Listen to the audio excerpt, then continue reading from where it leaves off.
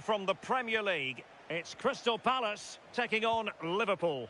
I'm anticipating a good match today. It's important they get off to a good start, play their way into the game, be confident on the ball, and hopefully we won't be disappointed.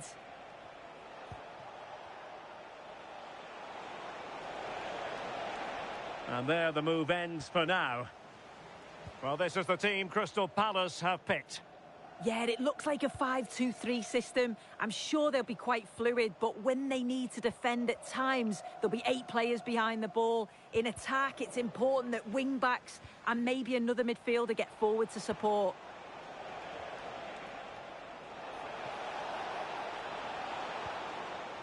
So Bosley. Let's take a look at the Liverpool starting 11. Alisson gets the nod in goal. Ibrahima Konate starts alongside Virgil van Dijk in central defence. And the attack is led today by Alexander Isak. Oh, sorry, Derek, hang on. And a goal to open the scoring. No wonder they're celebrating. Well, Liverpool restart the game. A wake-up call for them, perhaps. Frimpong. Ibrahima Konate. Well, they have the ball once more. Daichi Kamada.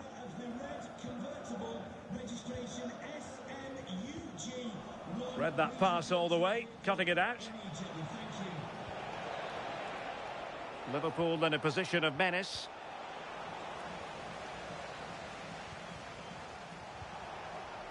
Florian Wirtz. Oh, it's on! It's gone in beyond the goalkeeper, and Liverpool are level. So underway again following the goal that made things level. Wharton.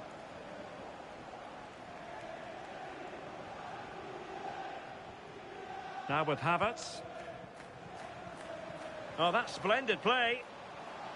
Just the challenge that was required.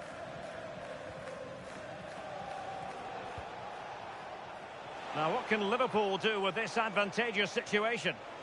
And played in. Can he put it away here?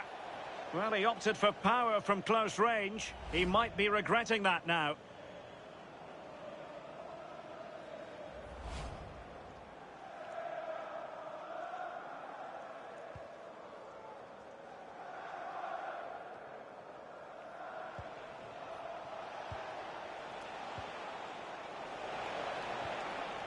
Liverpool sloppy in possession.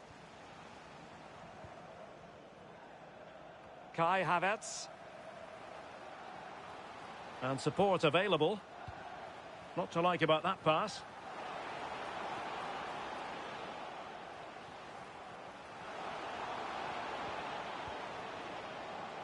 Can he put them in front?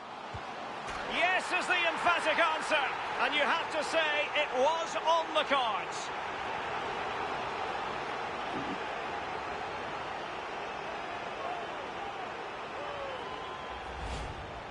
Well, this is a neat and tidy finish. His movement is great. He finds a yard of space, and then it's so composed. Salah. Well, in terms of added time, a minimum of 1 minute. Wirtz making a bit of headway. And that is going to be all for the first 45 here at Selhurst Park. I think most fans would be pretty happy with this man's display so far. Yeah, he's had a good first half, and that's been topped off with a goal so late on. The desire to keep playing to the whistle will have certainly pleased the coaching staff, I'm sure.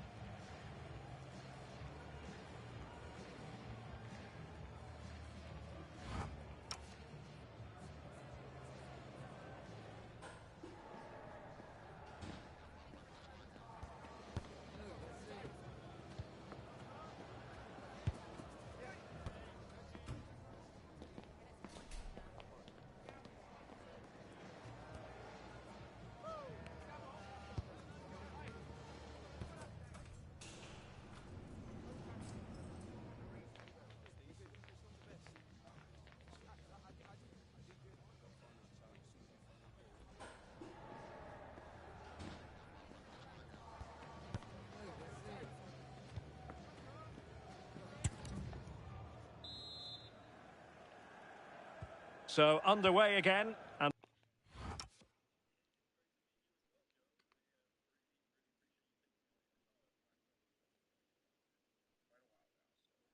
Palace with the lead, but this game far from being done and dusted. Can they set up a chance?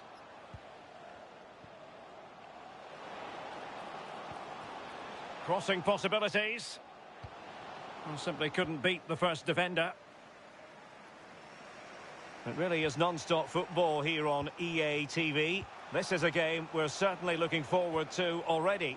It's Liverpool up against Olympique Marseille. Yeah, it should be an entertaining game. That's some quality on show there. Oh, really commanding goalkeeping. He's driven in the corner. It's always likely to be the goalkeeper's ball. Yeremy showing a real will to win the ball. Encouraging move from Liverpool. This could be the equaliser. Oh, a goal for Liverpool, who are now on level terms.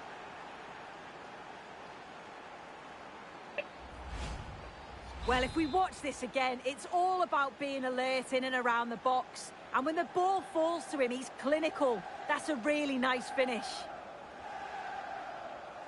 Maxence Lacroix. Chris Richards. On to Wharton. Kamada. Oh, they'll be disappointed. It looked promising. Well, they managed to snuff that out quickly, didn't they? Good idea. And a goal! Another one! Two in quick succession. No wonder they're celebrating.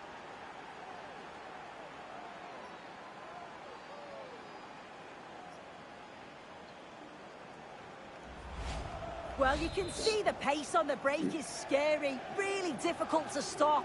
And it's good movement to get on the end of it. Really shows his composure in front of goal, doesn't he?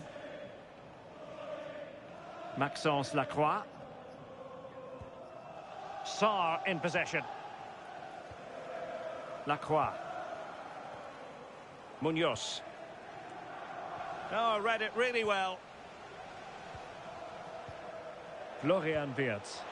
Trying to open up the defence. And a goal to seal the hat-trick! A masterclass in finishing.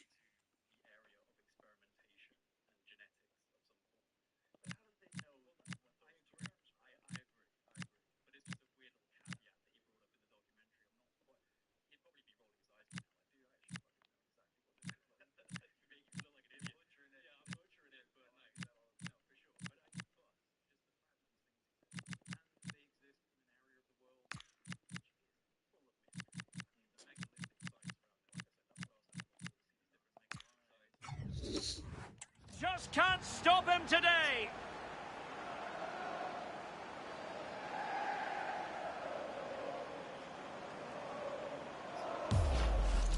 Well, here's the replay, and he shows great skill to play the ball through. The way to pass, it's just right. And then he hits it with such power. It's just impossible for the keeper. What a quality strike.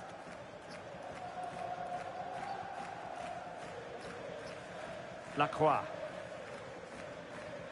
Richards. Daichi Kamada. Oh, breezing past him.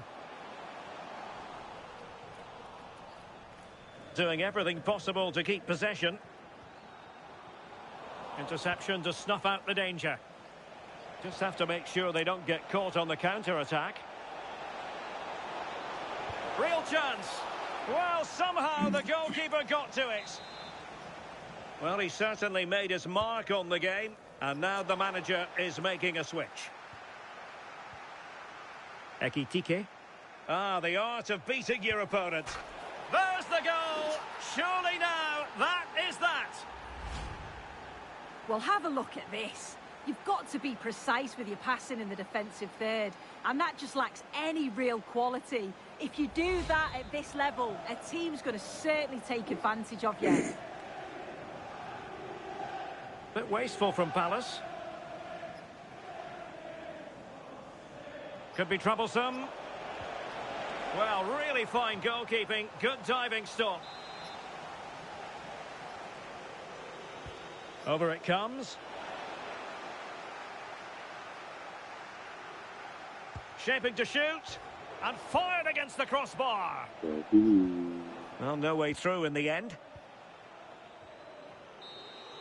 The sound of the referee's whistle. This match is in the history books, and it goes down as a Liverpool victory.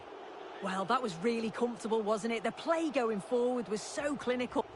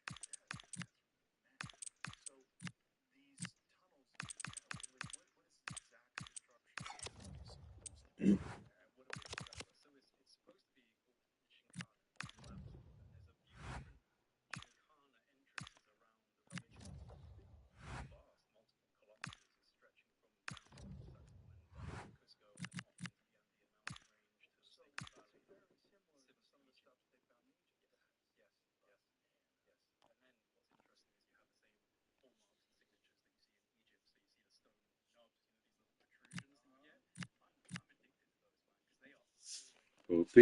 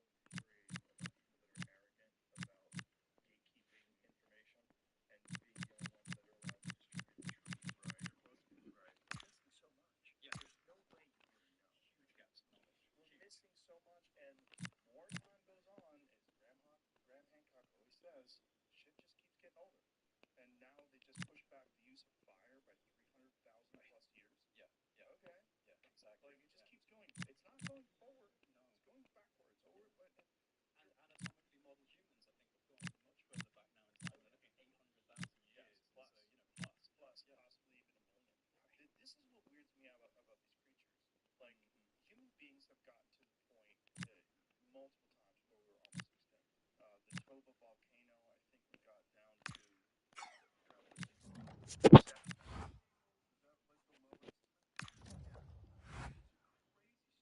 all of them. Just capture the Earth's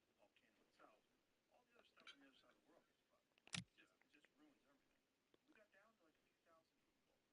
Whatever doesn't get blasted out of the ground by the actual volcano itself. All the other stuff on the other side of the world gets fucked. It just ruins everything. We got down to like a few thousand people. And then there was another time where one of the guys, I can't remember who that was as well, we were talking about the reality of glaciation, right, and about what happens during ice ages and how devastating it can be. And they were saying that we had gotten, at least multiple times in the history of the Earth, to the point where it was incapable of sustaining life. But within a few, like whatever parts per million of carbon dioxide are necessary to support plant life, we literally got to the part where there was almost impossible to support life. And then it rebounded, and everything's fine. So there's so much we don't know. Absolutely, man. So crazy to try to pretend you know that people 600 years ago made this. Because we know people 600 years ago lived there. We have a lot of archaeological evidence, and you have weird structures on top of obviously much more intricate and complex structures. Yeah, and again, they share the same signatures in places like in Egypt and India, Knee-jerk.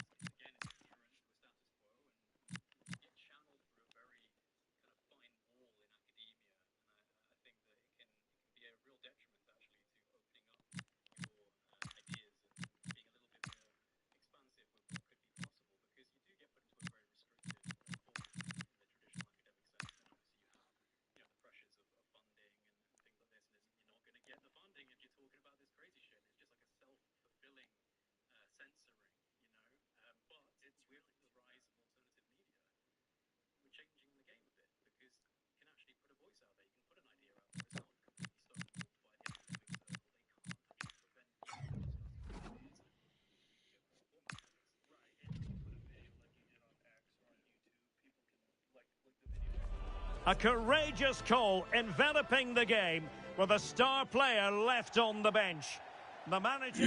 Well, the atmosphere was always hot here at the Orange Velodrome in the great city of Marseille. My name is Derek Ray, excited to be bringing you match commentary. And alongside me, my broadcasting partner, Stuart Robson. And it's a league phase match that's on the menu in the Champions League. It's Olympique Marseille taking on Liverpool. Well, I certainly didn't expect them to lose their opening game, but that's exactly what Liverpool did. Unless they play better today, they're going to be in big trouble. And here's how it looks for Marseille. Well, in this 4-5-1 shape, it will be interesting to see how close the wide midfield players get to their main striker. Will they stay wide or play through the inside right and inside left positions? We'll have to wait to see how it develops. Trying his luck. Oh, goodness me, off the post. Well, they can keep possession now. Well, that should have been the opener there. Marseille have started this game really quickly here. Yes, so near indeed, but now they've got to concentrate on keep. In it goes! The goal for 1-0, and that changes the dynamic.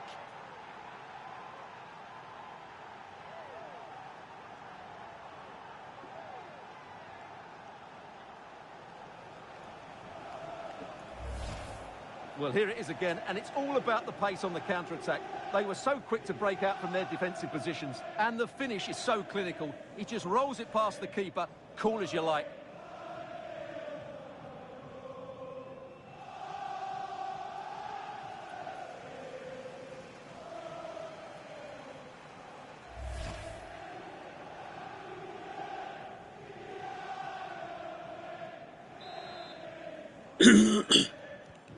So the ball rolling again with the scoreline standing at 1-0. Højbjerg. And Højbjerg with it. Pavard.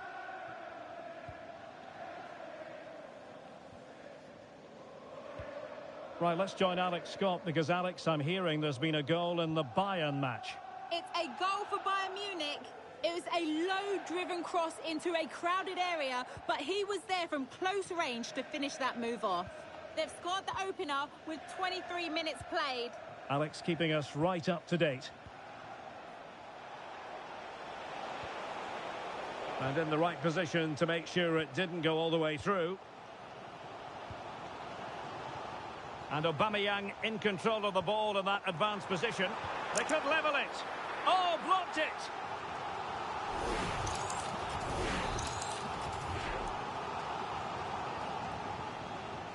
Short corner favoured. Well, he has players waiting at the back post.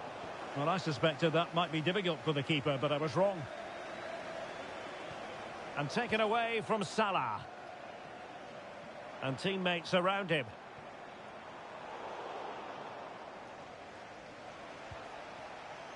Curtis Jones.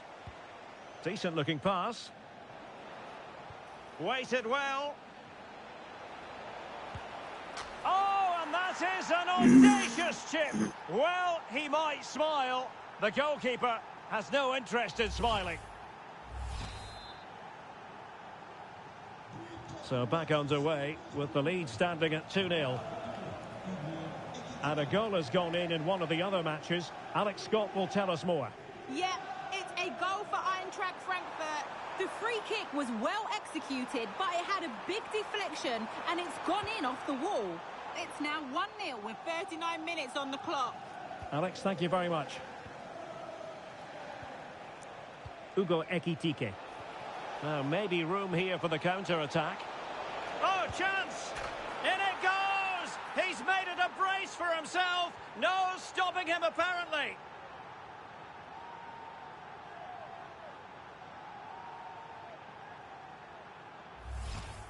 Well, here's the replay, and just look how quickly they break forward once they win the ball back. And when he gets onto it, he decides to go for power. It's a really emphatic finish, which gives the keeper no chance.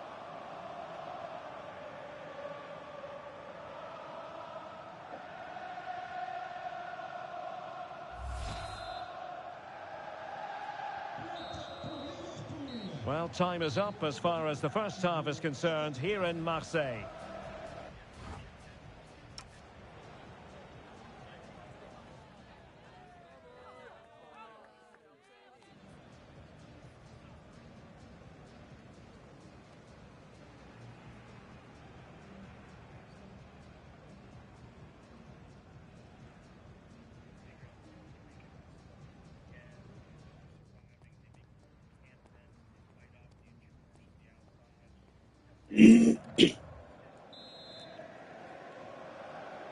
So back underway here, and Marseille have left themselves with an awful lot to do.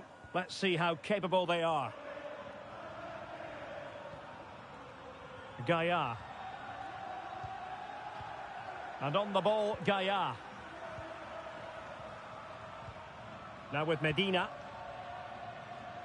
Well, this is your home of football, and delighted to say we have more live action coming up from Liga. It's Olympique Marseille, and they'll be taking on FC Metz. Decent idea. And it's Aubameyang. Well, got right behind it and crucially turned it out of the danger area. Well, the fans are certainly having their say. Just listen to them. They thought that was a penalty. Højbjerg. Now with Medina. Could be. And a goal! He's put it away. A celebratory moment. Well, it's a tale of 4 goals in this match now. 3-1 it is.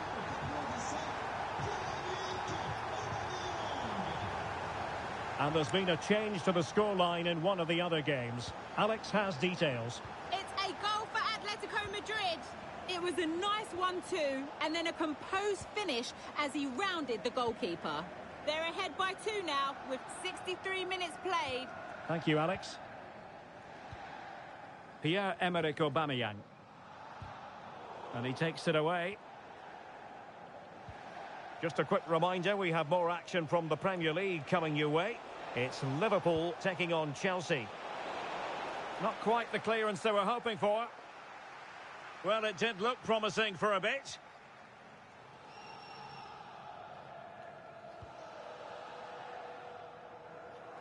Murillo. Medina. The ball with Kondogbia.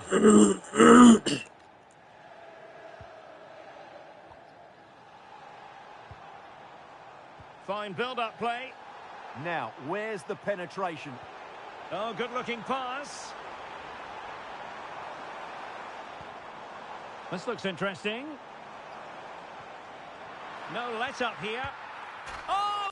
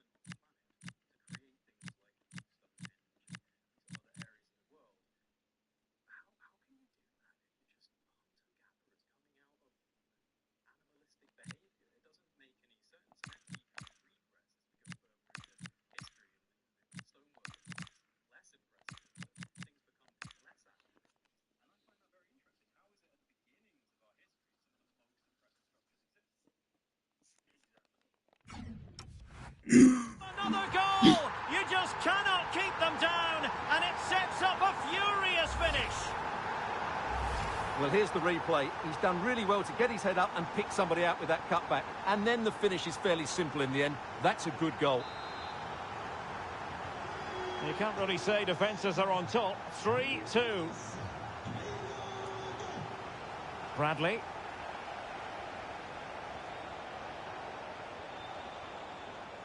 We might very well have late excitement here. 5 minutes to go, and just one goal between them. Kondogbia. Well, no time to waste. Can they find an equaliser? Aubameyang. Oh, useful ball. Oh, it's on! Oh, it's unbelievable! Who saw this coming when they were 3 goals down? So on with the game, and I'll tell you what, you'll be hard-pressed to see a better, more spirited fight back than this one. And that is that, the final score here, and it ends in a draw. What do you think the visitors will feel about...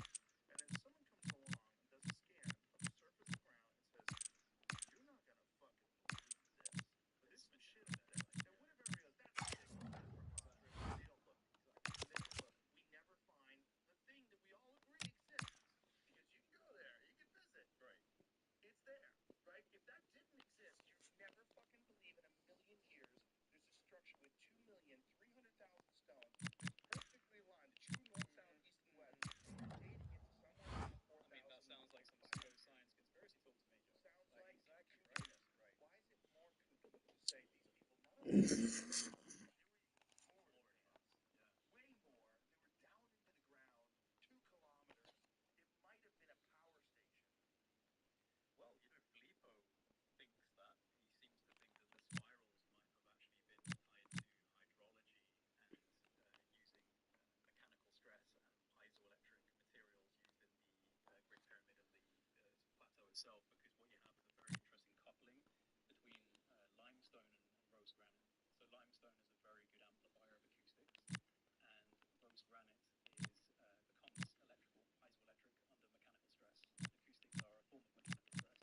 electrical, piezoelectric under mechanical stress. Acoustics are a form of mechanical stress. So there's like certainly something to be said about the fact that the pyramids are acoustically tuned. Like, they're incredible inside the acoustics, and they've done lots of measurements and experiments on validating that. It almost seems to go up in a perfect scale up to the King's Chamber. And then the King's Chamber itself, I believe, is focused around 110 hertz, which is interesting for neurological reasons in terms of influencing your brain. But on top of that, you have, again, this incredible coupling between limestone and rose quartz granite, where under the right conditions, you absolutely could get energetic responses from that. But as well as this, you have the hydrological knowledge, which is really quite impressive. And when you look at places like the Osirian in Abydos, which is a kind of sunken down temple, whatever it is, really don't know, do we? It could be functional sites, could be a power plant, something like that. And the Osirian in Abydos, next to it you have the Seti the First temple, which is incredible, beautiful calligraphy and hieroglyphics. And then you have this bare, faceless, megalithic. This is the big one. A win here against the rivals would bring not just... Hello, and delighted to be with you from Stamford Bridge here in West London, the venue for this one. I'm Derek Ray, and joining me for commentary is Sue Smith. And looking forward to bringing you action from the Premier League coming right up. It is Chelsea taking on Liverpool. Well, I can't wait for this one. Both sets of fans are certainly up for it. I'm sure that that'll give the players a real boost. They'll be hoping to start the game at a fast tempo. And here's how it looks for Chelsea. Cucurella starts with Reece James in the fullback positions. Can they forge ahead? An amazing piece of goalkeeping. I just don't think he can believe that that's not got in, but he's met his match with the keeper. His superb reactions kept that one out. Appear to be in two minds. Oh, commanding goalkeeping. Well, a corner right on the back of the last one. In it goes! That will do nicely for starters. First goal of the game.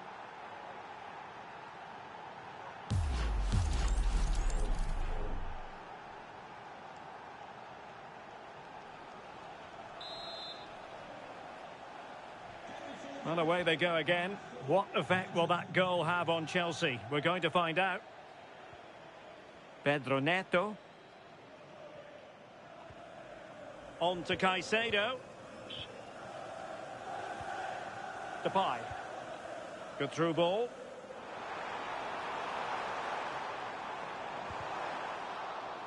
Corner it is for Chelsea. And over it comes. No-nonsense piece of defending.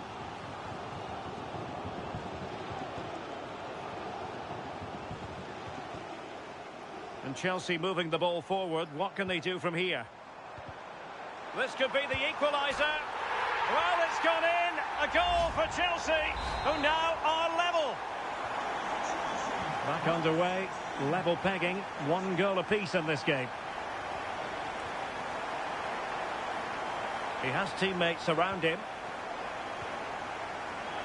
And the shot.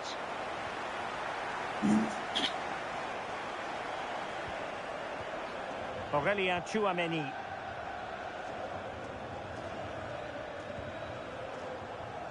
Caicedo. Cole Palmer.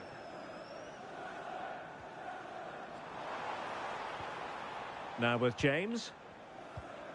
Attacking possibilities for Chelsea. And hitting it from close range, but the woodwork in the way. Well, I think from that distance he should be scoring, or at least test the goalkeeper. Gravenberch.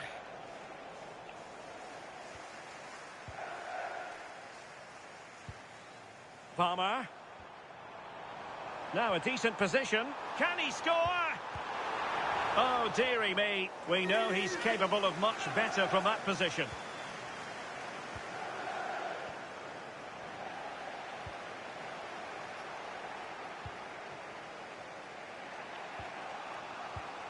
Dietz. Threads it nicely. Could be in. And it's in! They're back in front. Stunning scenes here.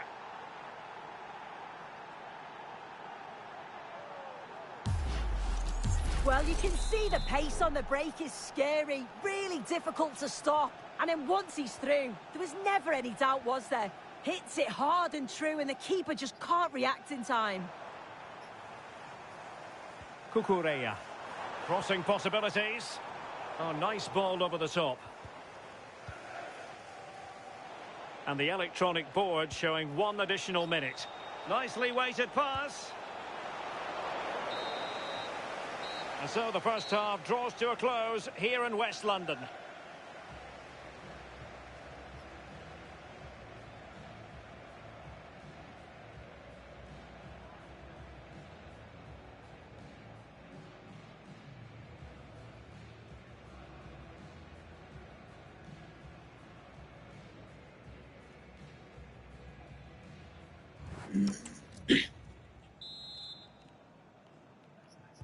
So back in business, and Chelsea behind. Let's see if they're able to bounce back in this half.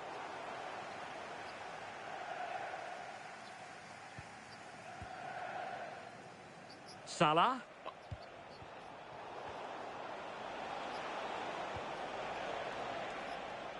Read that pass all the way, cutting it out. Yeah, he anticipated that one well, didn't he? Just a reminder, we have more absorbing action from the Premier League coming your way here on EA TV. It's Chelsea facing Nottingham Forest. Looking for the final pass that will open things up. Oh, might have been his second of the game. I showed really good movement to get himself into those goal-scoring positions. Just couldn't quite find the clinical touch there.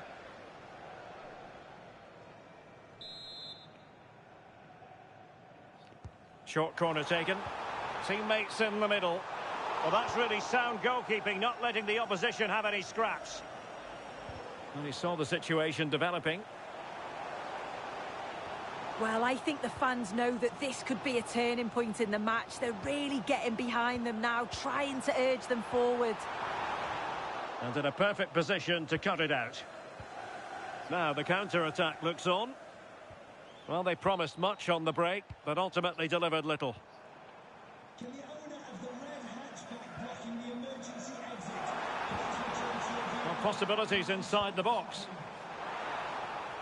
Really fine piece of defending play to break us up. Yeah, nice build-up. They just lacked that end product. Stop that one in its tracks. Jeremy Frimpong. Takes the shot. Oh, the post denied him. Well, it looked as though it might be problematic for the keeper and the defenders, but they've got away with it. That was a great attempt at goal, and you can see the relief in the goalie's face that he's gathered that. Moises Caicedo. What can Chelsea do from this position? Palmer. Memphis Depay! And Liverpool come away with it.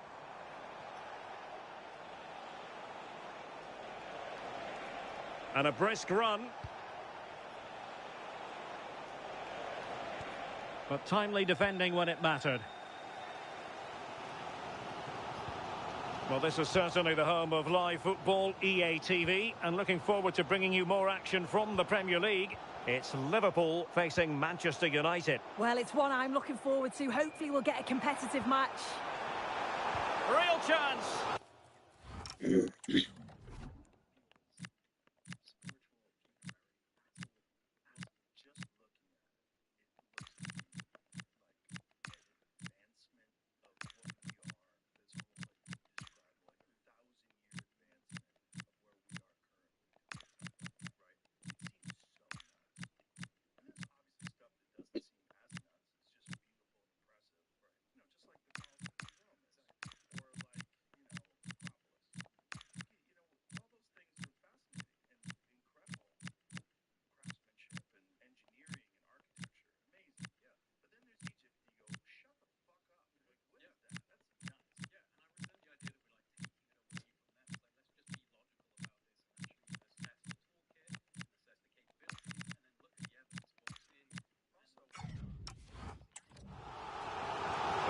splendid individual performance, but the manager elects to make a change. Let's see about the delivery. Well, the header at least made the goalkeeper think.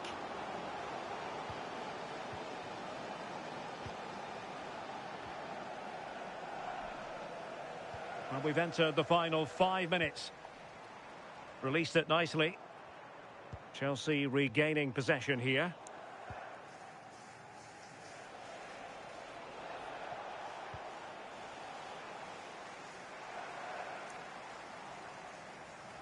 And into an attacking position. It's not too late for them. Out of play for what will be a Chelsea throw. And a disappointing throw. Yeah, you shouldn't be giving it away like that. And the referee blows for full time. This goes down as a Liverpool victory. Yeah, there wasn't much in it, to be honest. It was a real... So you can know when the first stone's placed, you don't know. You're guessing. And I think that's why we're coming to a point now where there's such resistance from the mainstream when you see scams like this, because they build themselves into a wall. It would basically have to bench out, which is fucking wrong. You're also seeing, like, you know, them confronting real evidence. Yeah. Real Yeah, evidence. And like, just when someone takes you for a walk inside the king's chamber and you look up at those stones, that somehow they go like, how high are they in the sky? How high are they in the ceiling? How high are they? You remember? Oh, no, I don't. So, What, 80-ton stones? yeah, That 80 somehow tons doesn't in the like, King's Chamber, 80 tons. how tall would And that's near the apex. That is near the apex. Jamie, please put this in precisely. How tall is the ceiling inside the king's chamber? Because these things are perfectly placed in there. Like, even if you drag those somehow or another across the mountains, 500 miles, down into the pyramid, how the fuck did you get it up there? How did you get them all lined up? How many people got squished? The chamber itself spans 1.5 meters long, 5.2 meters wide. How tall is the ceiling? 19 feet. Shut the fuck up. But it's also near the top of the pyramid, so incredibly high up in the pyramid as well. They have to lift it to that point. You have to get these 80-ton blocks 19 feet and then place them perfectly. And there's absolutely, again, there's nothing kingly about the King's Chamber at all. It's a completely bare room of rose granite with its sarcophagus coming up out of the floor with a huge chunk missing. And actually, if you look at where that huge chunk is missing and you turn around and you look at the wall, there's actually a massive impact on the wall. There's like a big part of the wall that's been broken off. So it makes you wonder if maybe that was jettisoned off at some point from power. So what do you think is in that, what they call the sarcophagus? Do you have a theory? I've been inside it.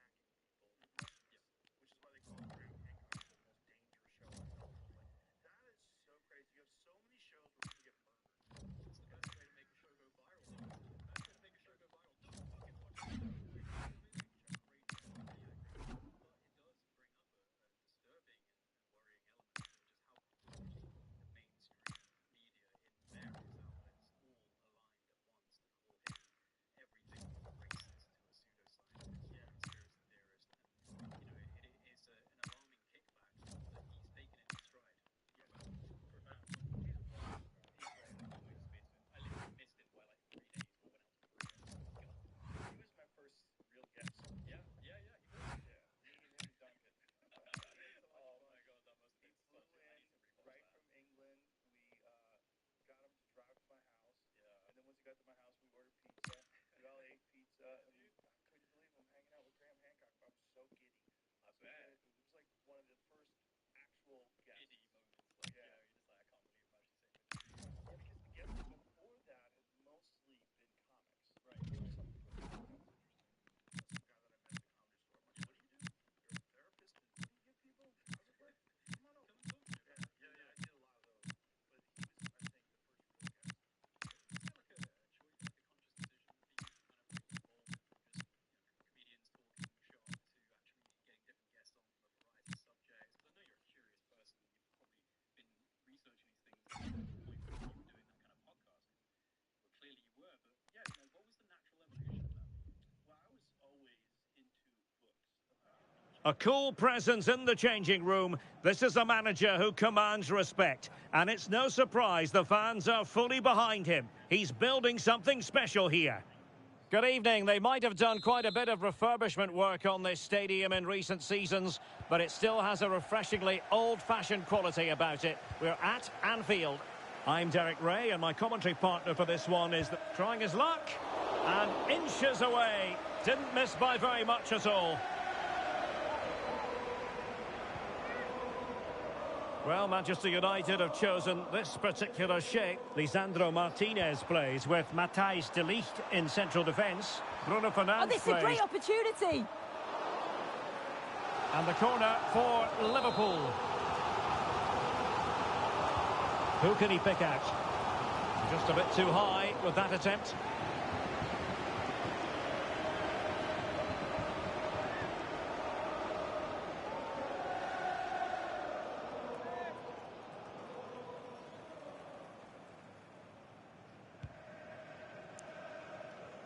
Well, I don't know about you, but I always enjoy it when the story is two managers facing each other for the first time. Yeah, then it's the kind of game where the first goal's going to be crucial. Chance here, and foiled only by the crossbar. And the move breaks down. Good attempt, and doing well to keep that one out.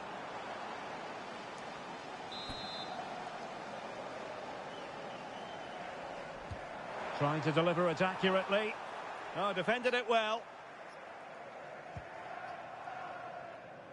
Well, you never quite know who's going to emerge from the shadows and become a match winner, but this man might be a decent shout. What are you expecting to see from him? Well, I'm really looking forward to watching him play here. He's the club's top scorer, but he's got so much more to his game. The defenders, they're going to have to stay focused for the entire game, or he'll certainly punish them. And he's broken free. Superb chance. Oh, there it is!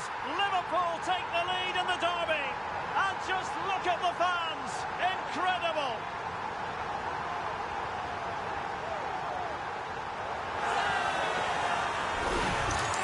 Well, here's the replay, and just look how quickly they go from defence to attack. And then once he's through, there was never any doubt, was there? Hits it hard and true, and the keeper just can't react in time.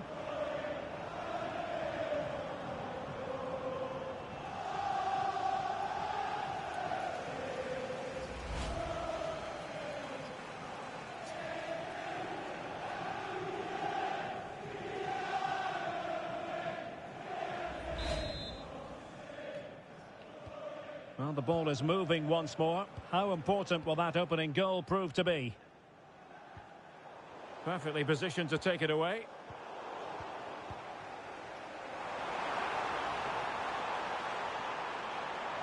Oh, it might be. And a little too close to the keeper in the end.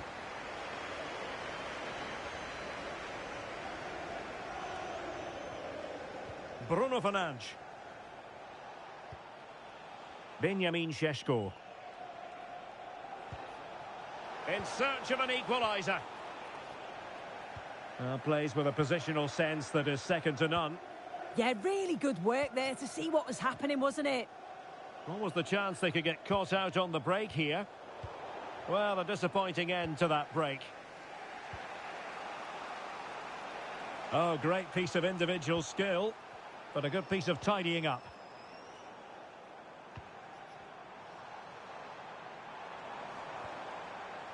Oh, this looks useful. And an opening. Well, the post got in the way.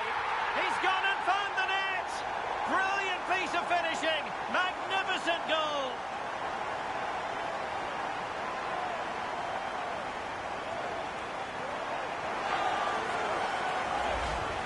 Well, here's the replay, and it's great anticipation. The initial shot is struck well, but it's all about the follow-up. He's really alert in the box and finishes it off well. So the ball rolling again. 2-0 the score. Casemiro. United might be able to cash in, but timely defending when it mattered.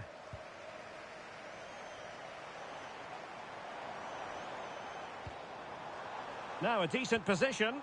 Oh, disappointing end to that.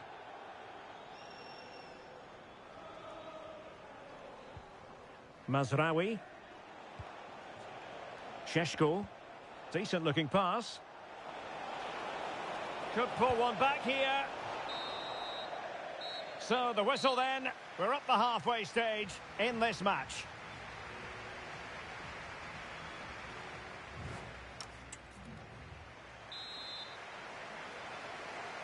Back in business, and United's struggles were there for all to see in the first 45. Can they put up a better fist of it? Florian Wirtz. This is Salah. A real opening now. In it goes! The lead just gets bigger. Surely they can't let this slip now.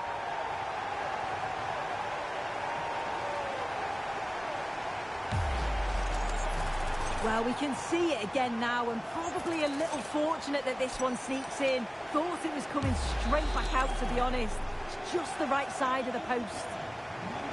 Well, back underway here, and Liverpool handing out a very harsh lesson. Mbeumo. Now De Ligt.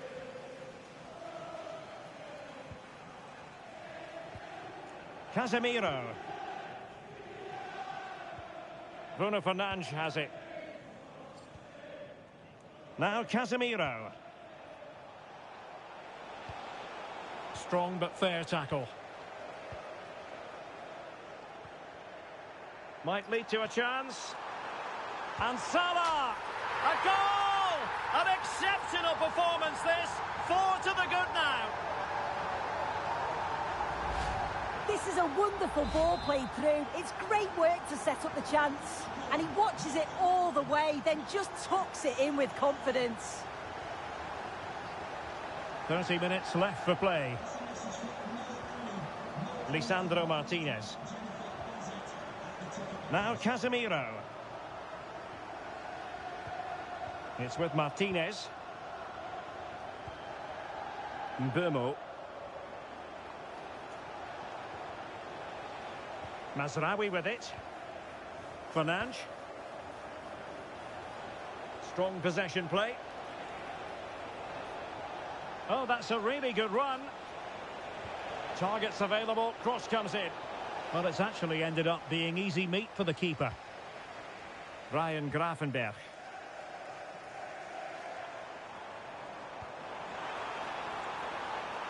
Promising possession, this. And he's only gone! Would you only be able to see it if you were like under a highly anxious state in the woods? You're kind of a little freaked out. You're more open to weird things, and then it senses that and communicates it with you. Well, we are sounds cool.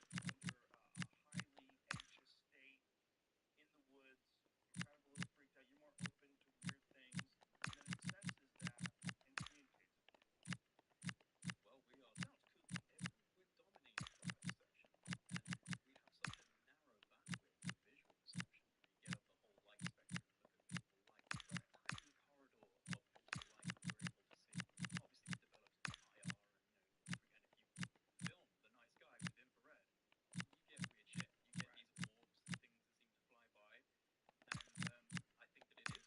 perceptual thing.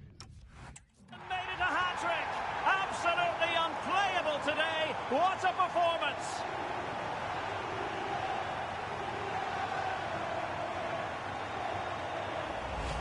Well, we can see it again now, and they're so dangerous in these transitions. The speed of the counter-attack is really impressive. And all the forward has to do is get on the end of it, which he does so well. It's a really nice finish. Oh, my goodness, it's so one-sided. 5-0 in this match. And the pass, a good one. Oh, his vision is just top class, isn't it? Mbumo. Oh, that's splendid play.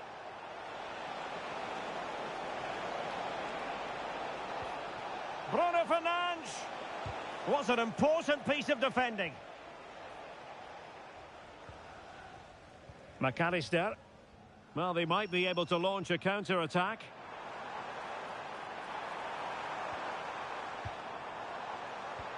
And an opening. Well, I thought that might just sneak in. But terrific goalkeeping. Here's a change for Manchester United. It's been aimed towards the front post. But it wasn't quite as good as it looked when it was played over. And it might be a favourable situation, this, for Manchester United. But quick thinking defensively.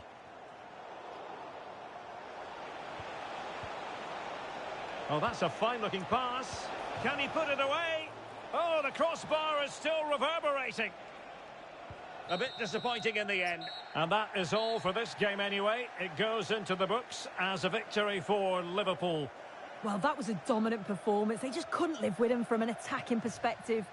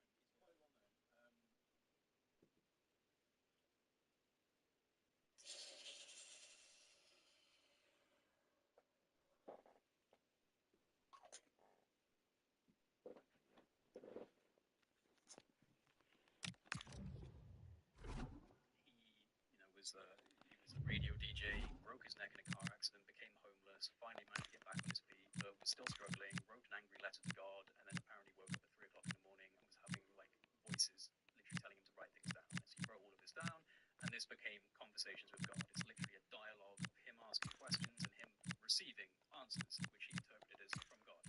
Now, that is intense, and I'm definitely here to take it to the Bible and everyone to read it. However, it was incredibly impactful for me at that time. The things that I was reading about... Some games you can take or leave. Some you simply must see. And this is one of those. We've got two of the best going head-to-head on the biggest stage. Defeat is not an option. Stay tuned for it all, right here on EA TV. Well, conditions really couldn't be any better here tonight. A very warm welcome to you on this fine evening. I'm Guy Mowbray, joined by former England striker Sue Smith on the commentary gantry, and we're all set for another UEFA Champions League fixture here. What are your expectations from this? Well, I can't wait for this one. Both sets of fans are certainly up for it. I'm sure that that'll give the players a real boost. They'll be hoping to start the game at a fast tempo.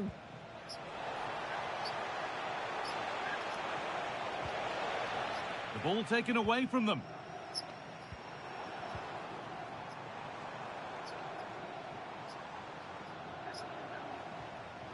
This is how the hosts line up.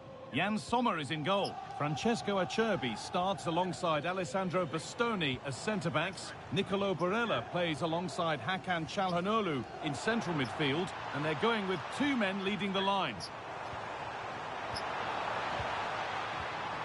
To edge ahead now. Incredible stop. Yeah, he barely had a moment to move, and those reflexes were absolutely top class.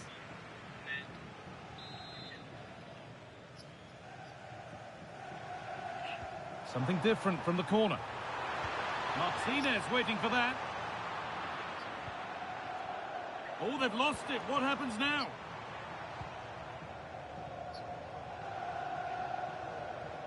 Hakan Çalhanoğlu. Still all square. Can they make this pressure count? This is the Liverpool starting lineup. Yeah, I think they're lining up in a 5-3-2 formation. This is a great system if you want to stay defensively solid. Opponents will struggle to break them down with 5 at the back and then the 3 across the midfield. Here we go! It's there! That changes things. A goal for 1-0. So it's 1-0 as the ball gets rolling again. Isak. Chance for the equaliser. And it's on here for the keenest of reflexes. Yeah, his agility was phenomenal. He had so little time. Truly world-class, that. Nobody else was getting that once the keeper's mind was made up. I believe there's been a goal in one of the other matches. Alex Scott with the details. It's a goal for Chelsea. They're back level. It's 1-1 with 26 minutes played. And Alex will keep us updated. Good vision. And he's through here. And there's the equaliser. It's all square again. Just look at this great ball played through. Excellent awareness to create the opportunity. And then from that sort of range, he's never going to miss that, is he? It's an easy finish in the end. Carlos Augusto.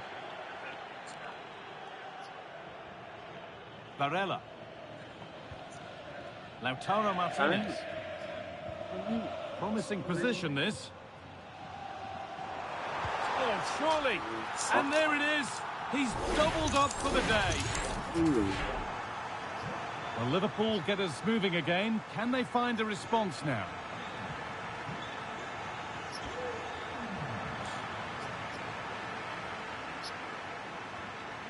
Carlos Augusto. Now with Akanji. No need to force things. Content to pass it around. Yeah, this is good game management, isn't it? Nicolo Barella. The pass played through perfectly. Onto it, in on goal. And 2 becomes 3 as he completes his hat-trick. A superb performance. And that whistle brings the first half to a close. Well, he's played a stop.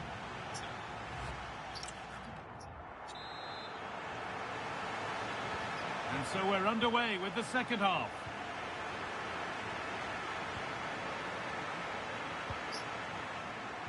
I'm being told of a goal in the Barcelona game, so let's cross to Alex. Yep, it's a goal for Barcelona. It's all even Stevens at 1-1 with 47 minutes played. Fantastic, Alex, thank you. Oh, that's really well cut out.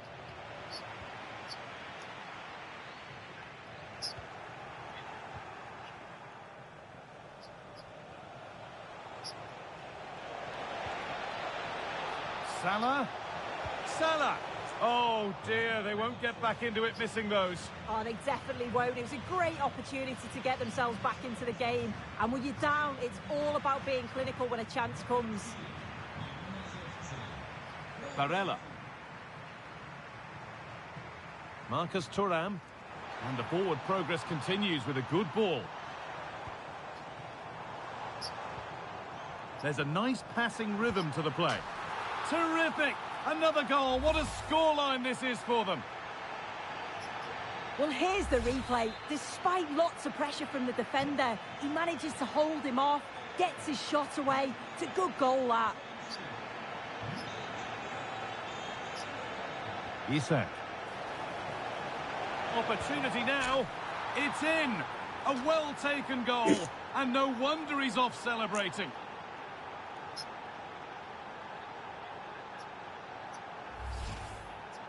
Here we can see it again, and this is really good strength. He uses his body well, and once he gets a yard, he finishes it nicely. Really good composure.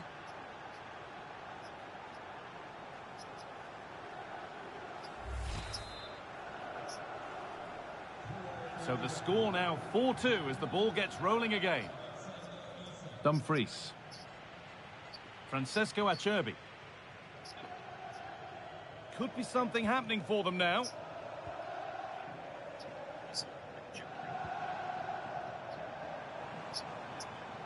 A goal elsewhere, and to give you all the info, here's Alex. And it's another goal for Atletico Madrid. They're ahead by 2 now, with 68 minutes played. Thanks to Alex for the update.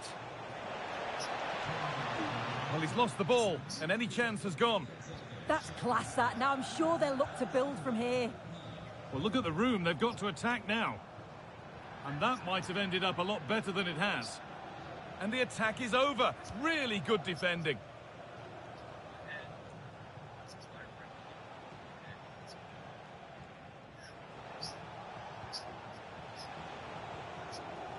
Isak.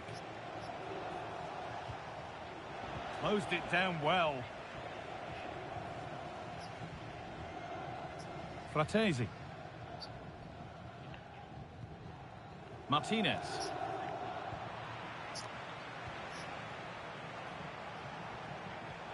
Nice pass and on their march. Salah trying to find the net again, but this one's saved. Yeah, there's a real sharpness to his play. Getting into good positions on a regular basis, isn't he? Great tackle, but still trouble.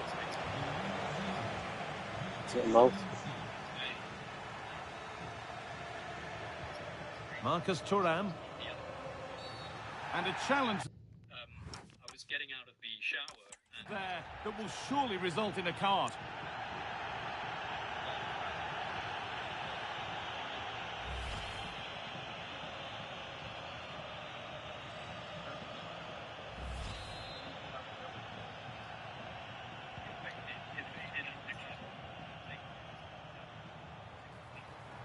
Played in with that.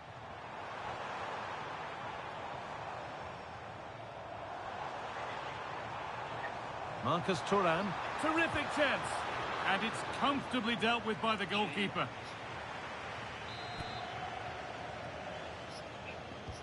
And the ball comes in.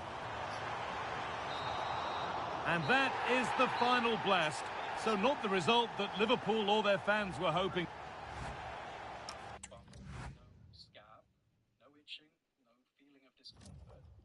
There was a slight shine to them, as if it was almost like a healed over burn, and this was very vivid. It didn't dissipate for over a year. It was on my arm for about a year before it faded away, and eventually faded away, and then I got Hermes Trismegistus tattooed on my arm. But weirdly enough, I got this tattoo and then got invited to Egypt. But yeah, I had these experiences. I had another experience where they came down hovered above my house. Did I ask you this? So these orbs? Yeah. There you go. There you go. Thanks, Jamie. Thanks for that. That is. Yeah. It looks like you burned 3 cigarettes in your arm. That's what some arsehole online definitely claimed, but I didn't. Well, that's what I would say too. Yeah. Online. This is crazy. Yeah. This. I noticed it immediately. I'm not particularly comfortable with it. I don't know what it really means. I'm a bit of an idiot doing this. Like, I should have gone to an apologist. I should have actually had someone look at it. Branded, but like cattle. But at the same time, just keep an eye on this one. Can I even be mad at them? I was like, show me, give me evidence. I want to sign it. Fuck it, man. Right. There you go, dude. I would say whatever that is on your arm, who knows? Maybe a dermatologist will explain it. It's just a coincidence. But Yeah, It looks like you burned 3 cigarettes in your ass. that's what some arsehole online definitely claimed, but I didn't. Well, that's what I would say too. If Yeah, I was yeah, yeah. online. This That's is crazy. yeah. This I noticed it immediately. I'm weird. not particularly comfortable with it. I don't know what it really means. I'm a bit of an idiot, Joe, because like I knew I should have gone to a dermatologist. I should have like actually had someone look at it. Branded, but like cattle, son. Branded you. I think at the same time, Let's keep an eye on this one. can I even be mad at them? I was like, show me, give me evidence. I want to sign it. Fucking finance. Right. There you go, dude. I would say whatever that is on your arm, who knows? Maybe a dermatologist can explain it. It's just a coincidence. But the actual thing itself is far more interesting to me. And like, because one of the things that people always say is, if they were out there, what wouldn't we see them? Like, God, if they could come here from another dimension, or if they can come here from another planet or another solar system, don't you think they could probably hide? Like, we're pretty good at hiding. Like, don't you think? Like, we have technology right now, like the stealth bomber stuff, that diminishes the radar signal. Exactly. You can't pick them up on radar. So why would it be impossible to somehow or another manipulate your visual field, project what looks like clouds on the outside? We know that we can do stuff like that with plasma. Like they have these plasma things that can spin in the sky. Absolutely. It's weird. They can make objects out of them. I wonder if that was plasma. I actually do wonder if this was a form of self-organizing plasma, because that's definitely something that people have looked into quite extensively. Maybe plasma has intelligence. Yes. There's some, yeah. Yes, and perhaps these are a form of individuated plasmic intelligences that can interact. And one thing that's very interesting about that, there was a brilliant paper actually. I did a video on it. It's like 11 different scientific institutes looking at the idea of self-organizing plasma and intelligent plasma, and they were using some references. Like, do you know the SDS-75 NASA missions where the tether broke and you had all these strange things going around the tether? Yes. So that's dismissed as ice particles Yes. and things like that. Have you ever seen the motion tracking version of that, where someone actually attached the flight paths? A manager who is trusted by the players and simply adored by the fans. He has clearly won the hearts of everyone in the stadium. Now, hello, it's great to be with you, and I don't think anybody is going to complain, especially about the weather. I'm Derek Ray in the commentary position, and I'm joined for analysis by Stuart Robson. I'm looking forward to bringing you action from the Premier League coming right up. It's Brentford taking on Liverpool. Well, both managers will be reminding their players of starting the game quickly, pinning the opposition back, playing the ball forward and regaining possession as quickly as possible. Hopefully we get a really good game here. Just had to keep his concentration to the maximum, and he did. Very quick thinking there.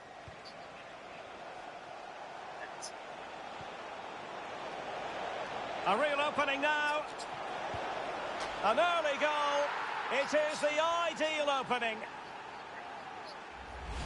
Well, here's the goal again, and it's a really nice ball to put him through. The vision to set up the chance is outstanding, and the timing of the run is just as good. As for the finish, it was never in doubt. So underway again here. 1-0 the score. Nathan Collins.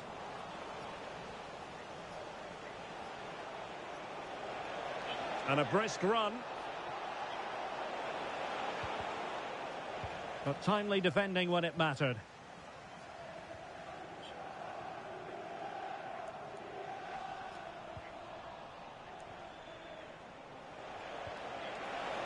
Isaac. He read the situation defensively and did his job. Jensen. Can he find the right pass? Excellent vision. In behind. And it's in for Liverpool. Is there a way back for the opposition now? Well, let's look at this again. To pick out this pass shows wonderful vision. It's inch perfect, and there's certainly no doubt about the finish. He really hits it with power and accuracy. Nothing the keeper can do about that.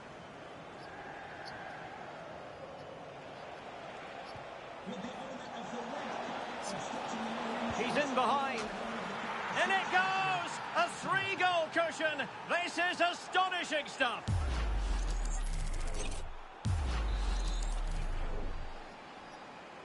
So back underway, and Liverpool really galloping to victory now. Fabio Carvalho. Shade. And with that, the attack fizzles out. Well, very effective play in possession. Oh, good technique in terms of how he struck it. Well, they are committed to making the substitution here.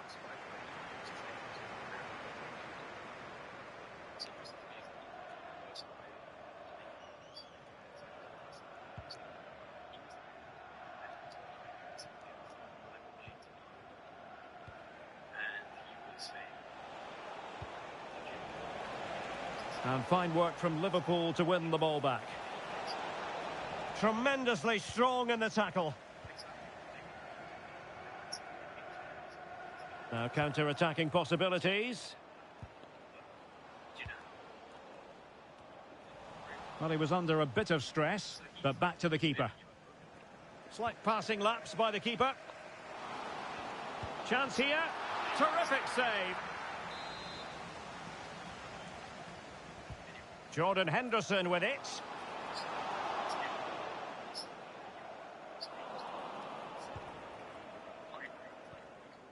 Curtis Jones.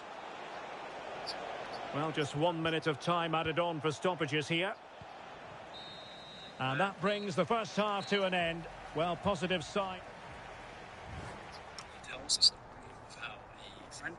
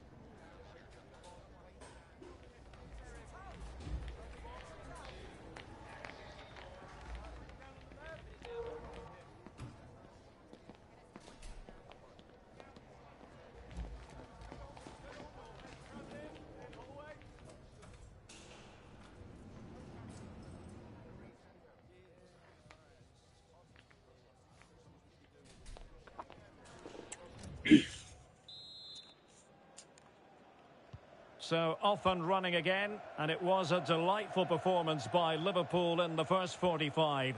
What will we see from them in this half? Well, nothing for them to worry about in the end. Good defending. Well, they were nice and compact there and defended that fairly easily. And a friendly reminder that we have more action from the Premier League coming up. It's Brentford facing Crystal Palace. I like the look of that game. The atmosphere is always good inside that stadium, and two very good teams. And a goal! He's doubled his total for the day in superb scoring form. And this is turning into something of a rout. 4-0. Nathan Collins.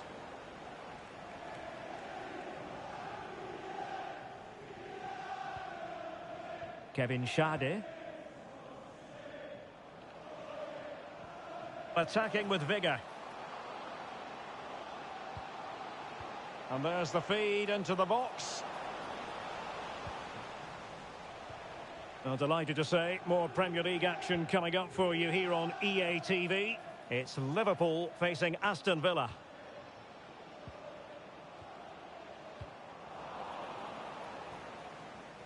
Over the touchline for what will be a Brentford throw. Jensen.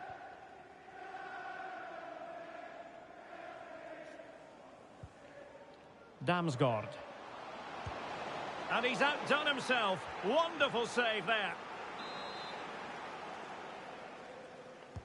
And tasked with taking it, Henderson. Well, I'm sure he would love to have that opportunity back. They've decided that now is the time to go to the bench. Well, the fans are going mad here. They think that was a penalty. Can he finish? And that's the hat-trick! Tearing apart!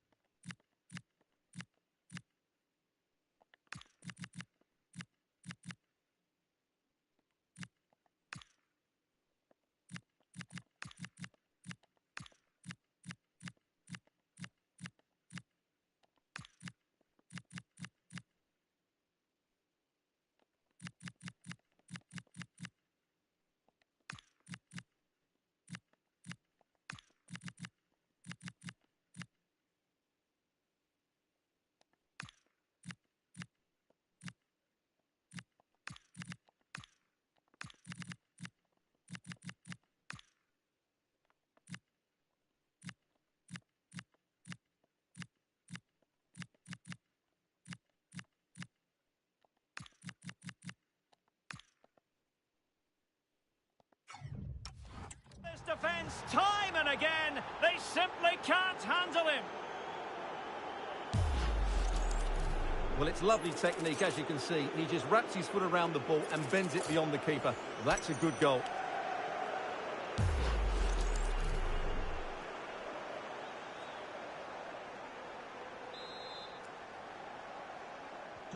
Oh, my goodness, it's so one-sided. 5-0 in this match. Vandenberg. Henderson has it. Nathan Collins. Vedat Muriqi. Nicely cut out. Ekitike.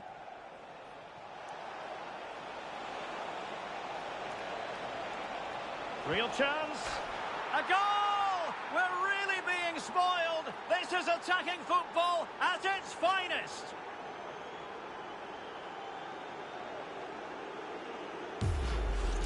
Well, just look at this again. The speed of counter-attack is so impressive. And then the shot is emphatic. He strikes it with such power, the keeper has no time to react. What a good finish. 10 minutes to go then. Pinnock. On the ball, Jensen. Muriqi. Oh, you'll have a go. And foiled by Van Dijk. What a block that was. Well, a change to the scoreline in the Chelsea game. Let's get the news from Alex. It's a goal for Chelsea. They're ahead by 3 now with 85 minutes played. Thanks as always, Alex.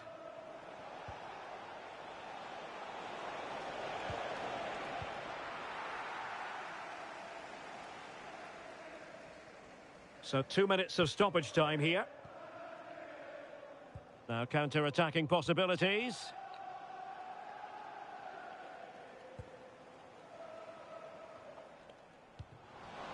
Oh, it looked really promising for them. And the referee blows for full time. This goes down as a Liverpool victory. Well, it was a very assured performance, wasn't it? I was particularly impressed with their play going.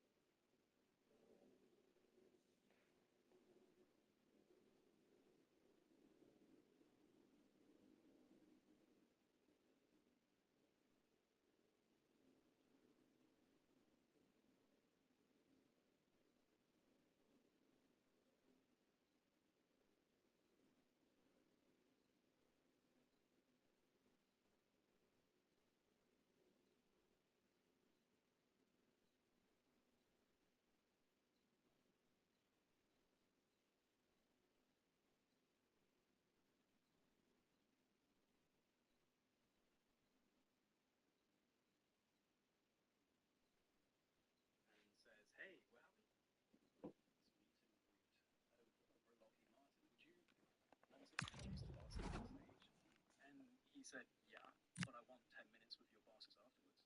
And they were like, okay. And so he went and he introduced them on stage and then tells a story of being taken through these white noise corridors and down into this place where eventually he was chilling over the place of skunk works, these big sitting in this room. Okay, what is it you want to talk about? This is where he pitches to the Stars Academy of Arts and Science and this framework. And what's interesting is on the radio when he's talking about this, he's saying, you have to approach these guys like you want to be of service. I was saying, I'm being of service. I want to help. So you've got a disruptive rogue person out there, doing all this stuff, causing commotion. What do we do about that? I have no idea. In Mortal style, use me, because that's basically what he said. Use me. I'm happy to do whatever. I am your conduit into the public. Now, no disrespect to Tom, I've met him. He's a lovely guy, and he's very passionate about the subject. But I do think he was used. And what you get from there is the To The Stars Academy platform. Suddenly you have this official kind of green-lit disclosure, very soft disclosure. It's nothing like Stephen Greer's disclosure. And we're all being encouraged to partake and support in this very, what should we say, curated method of soft disclosure for the people. I think that they were very worried about what type of... The atmosphere is electric as two teams worthy of the big... Well, a very warm welcome to all joining us at Anfield. I'm Guy Mowbray with the former Arsenal and West Ham midfielder Stuart Robson alongside me. And it's all about the Premier League here. It's Liverpool facing Aston Villa. Well, it doesn't matter how good your players are or what formation they're playing in, you have to earn the right to... Now, this could be a chance here. And there it is! 1-0 already!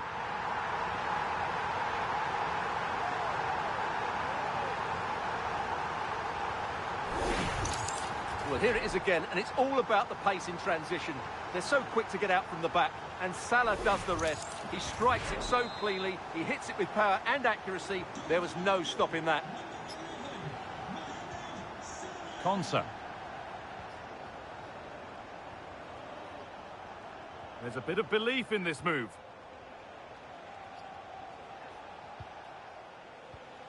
Ollie Watkins. In the right position to cut out the pass.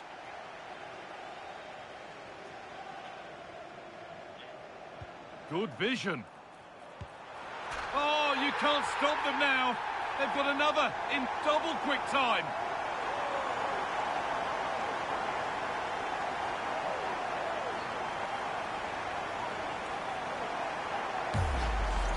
Well, let's see this again. This is counter-attacking football at its very best. And then the shot could not be hit any better. Struck with such venom. Great goal. Boubacar Kamara. Onana. Getting physical, working hard. Strong, unselfish play. This could be dangerous. And the goalkeeper gathers the ball in easily. Soboslai. Wirtz. Isak. Well, he's got two now, and he's playing a starring role here.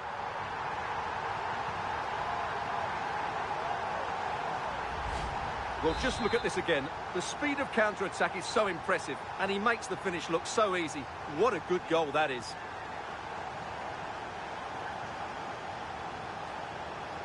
Liverpool have it back now.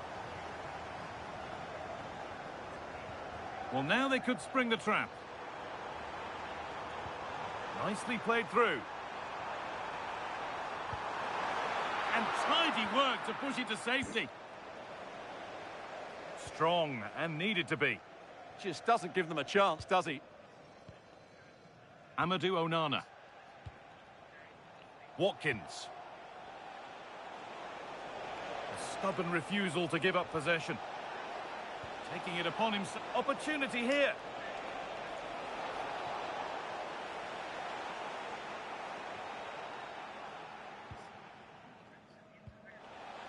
I'm afraid that's careless.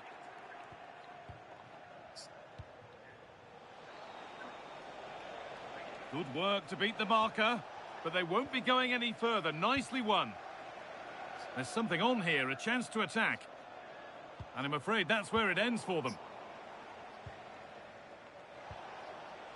Watkins. Kamara.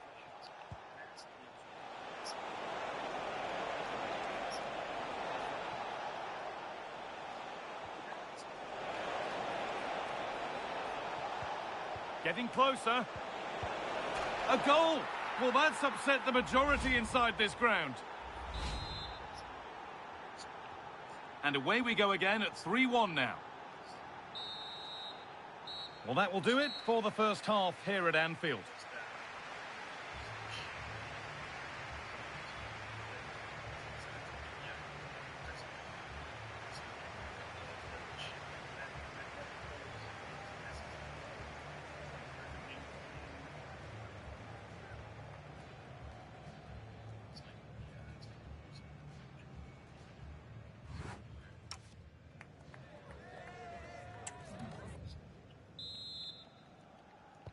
First kick of the second half of a game that's being dominated by Liverpool.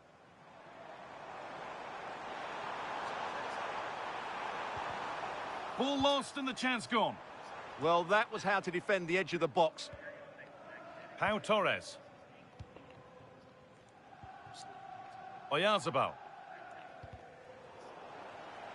Out of play. Throw in to come.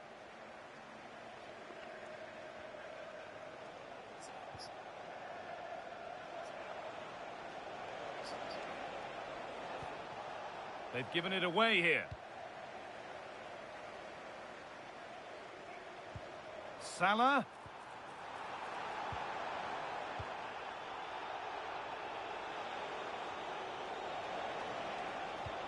Lovely weighted pass. Oh, they looked in there. That's nicely cut out. Isak.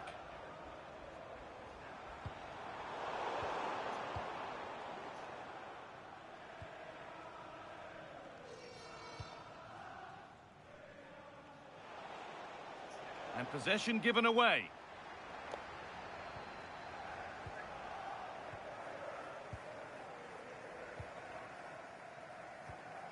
Amadou Onana.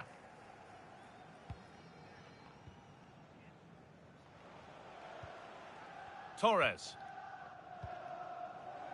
Kamara. This is Marlon. Amadou Onana. Stalking the penalty area, waiting for the moment. But ultimately, not going anywhere with it. Well, here we go. Time for the transition. This has to be. Terrific. Another goal. What a scoreline this.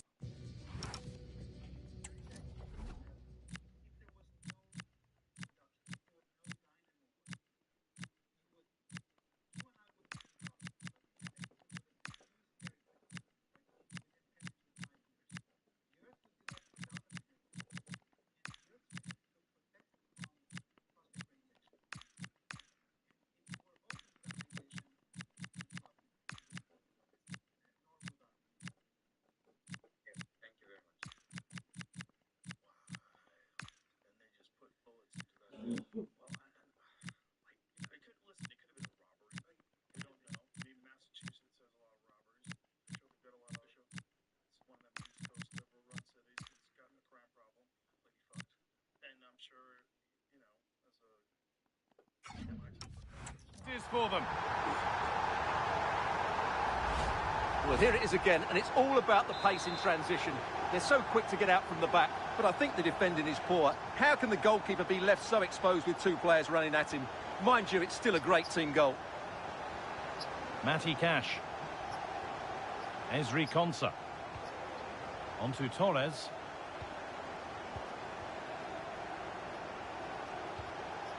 Now Oyarzabal. Onana.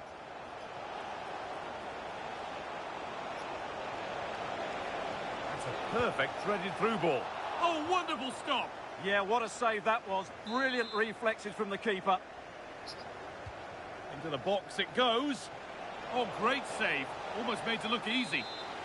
And out of play for another corner. Well, that's a really terrific claim under a fair bit of pressure. Frimpong.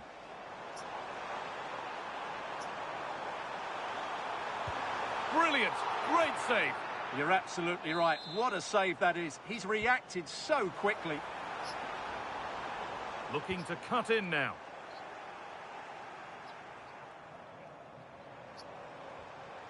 And the work pays off as they get the ball back. Counter-attack coming. Away they go. Could be something on from this. A chip, was it meant? And the game comes to an end with Liverpool in positive mood. Your thoughts on their performance? Well, it was a very assured performance, wasn't it?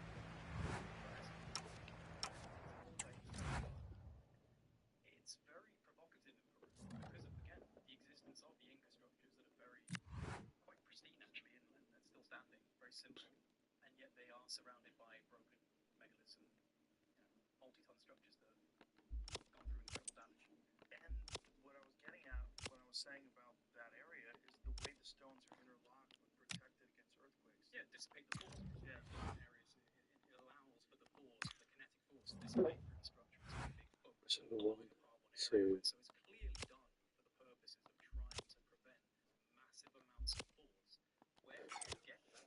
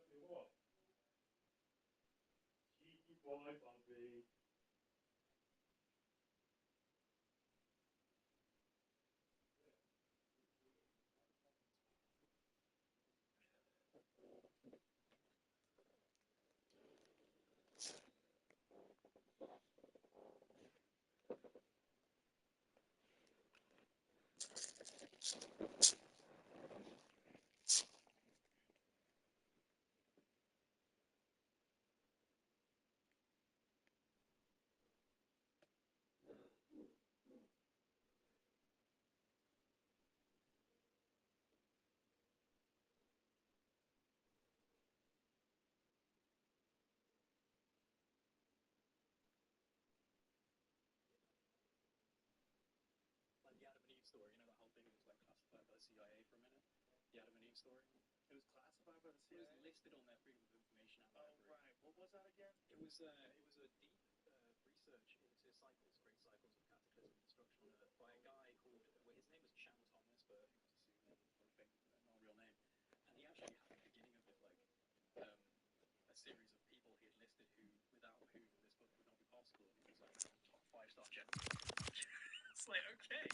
So, you know, this guy had the, you know, Cham Thomas, the Adam and Eve story. It's all about this great cyclical cataclysm that does take place every, was it like 12,000 years or something like that?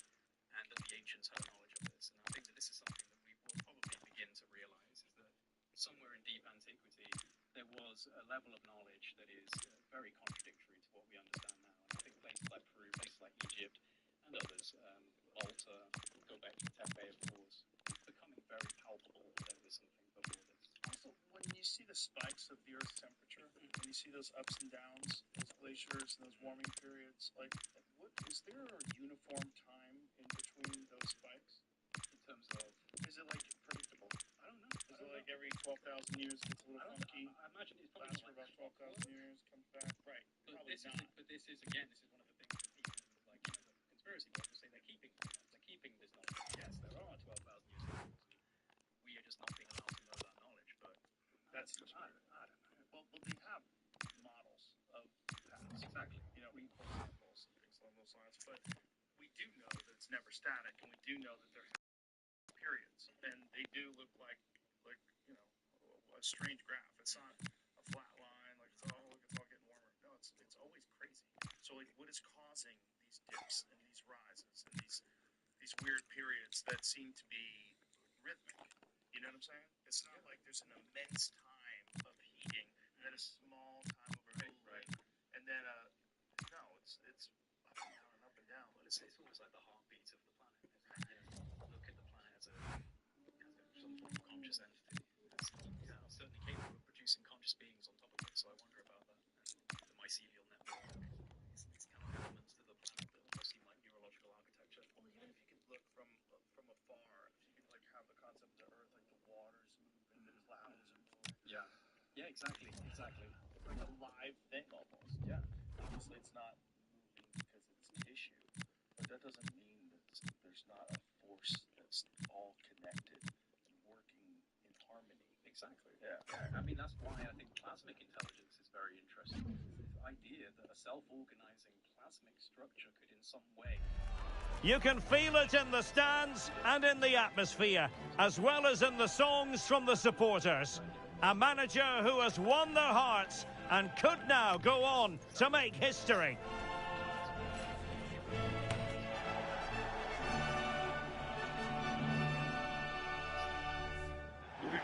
Good evening. This is, without question, one of the true cathedrals of football. Anfield, the venue tonight. I'm Derek Ray, and ready with his tactics board alongside me is Stuart Robson, my commentary partner. And this league phase match in the Champions League, I must say, has a lot going for it on paper. It is Liverpool, and they face PSV. Well, this should be a good one. These European nights are always special under the floodlights. Let's hope we're not disappointed. Well, a goal update to bring you in the Arsenal game. Alex Scott has all the news for us. Yeah, it's a goal for Bayern. They've scored the opener here with 7 minutes on the clock. Alex, thank you very much. Can they forge ahead? They do! And you've got to say they're good value for the lead. Well, I have to say, this is a really good goal. He skips past his marker, and that gives him the space to get his shot away. Excellent stuff from him.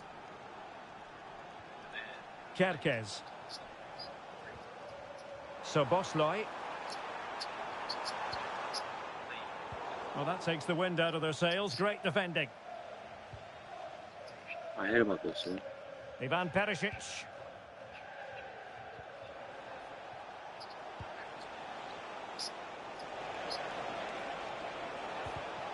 PSV have given the ball away.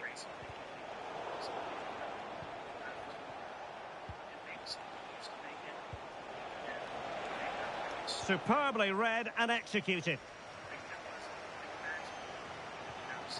Isak.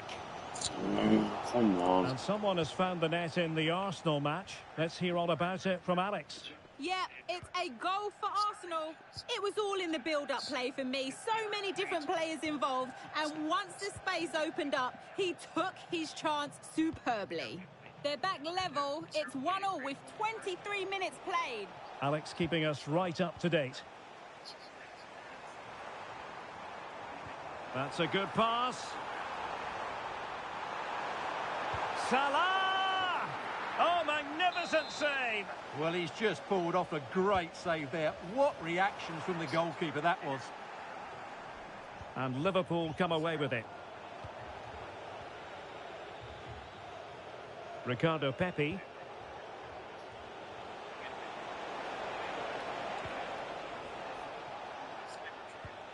Can they add to their lead? Oh, that's a clever ball.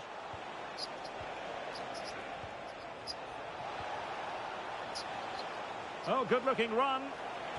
Well, a touch too heavy there. Really snuffed out the danger there. Salah. And possibilities here. Oh, come on.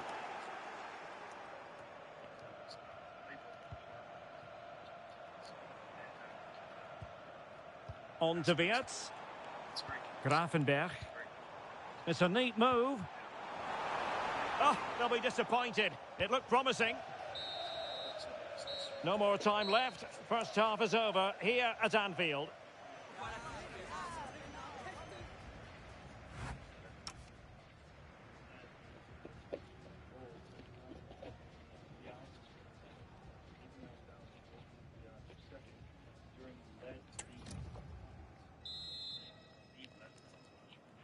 Well, they've kicked off the second half here at Anfield.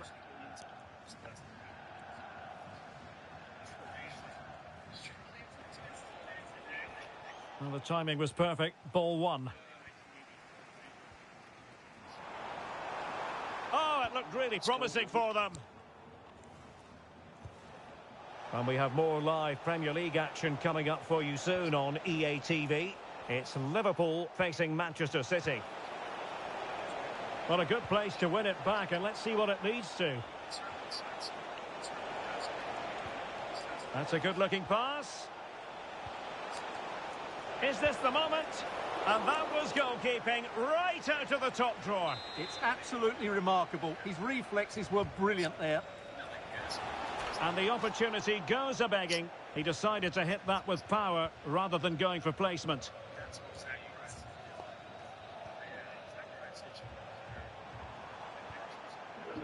Salah. Now with Wirtz. And flying forwards here. How did they let that attack come to an end?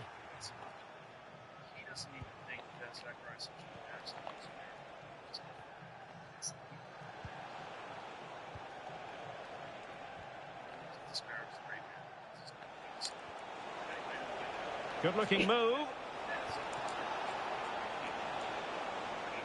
I know Magnificent challenge to win it back. I'll do it. And a goal has gone in one of the other matches. Alex Scott will tell us more. Yeah, it's a goal for Monaco. The goalkeeper did all he could, but no one was going to stop that one. They've pulled ahead by 2 with 67 minutes played. Thanks as always to Alex Scott. Liverpool have it once again. Might be onto something. It is incredibly complex. A quarter of an hour remaining here. Joey Fairman. Get down, Bobby. Get. Got anything? What have you got? Good boy. Good boy.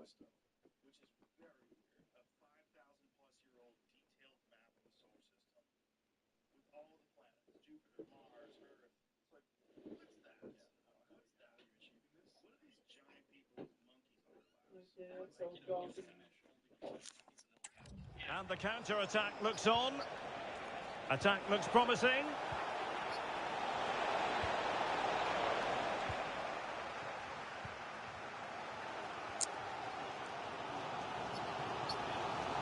Time and circumstances against Liverpool, but still they might hit back.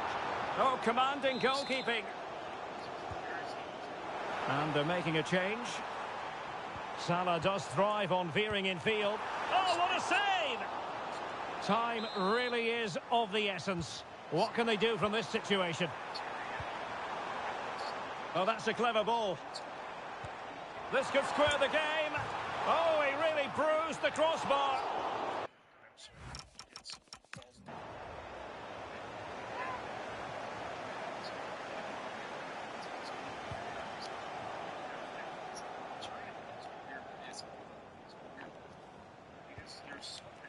Just one real chance.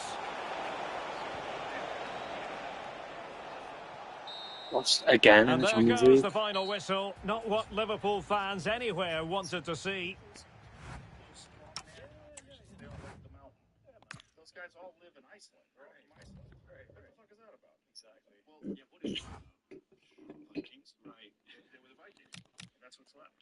But is it that? Are we talking about that? Or are we talking about another race of human that's even larger?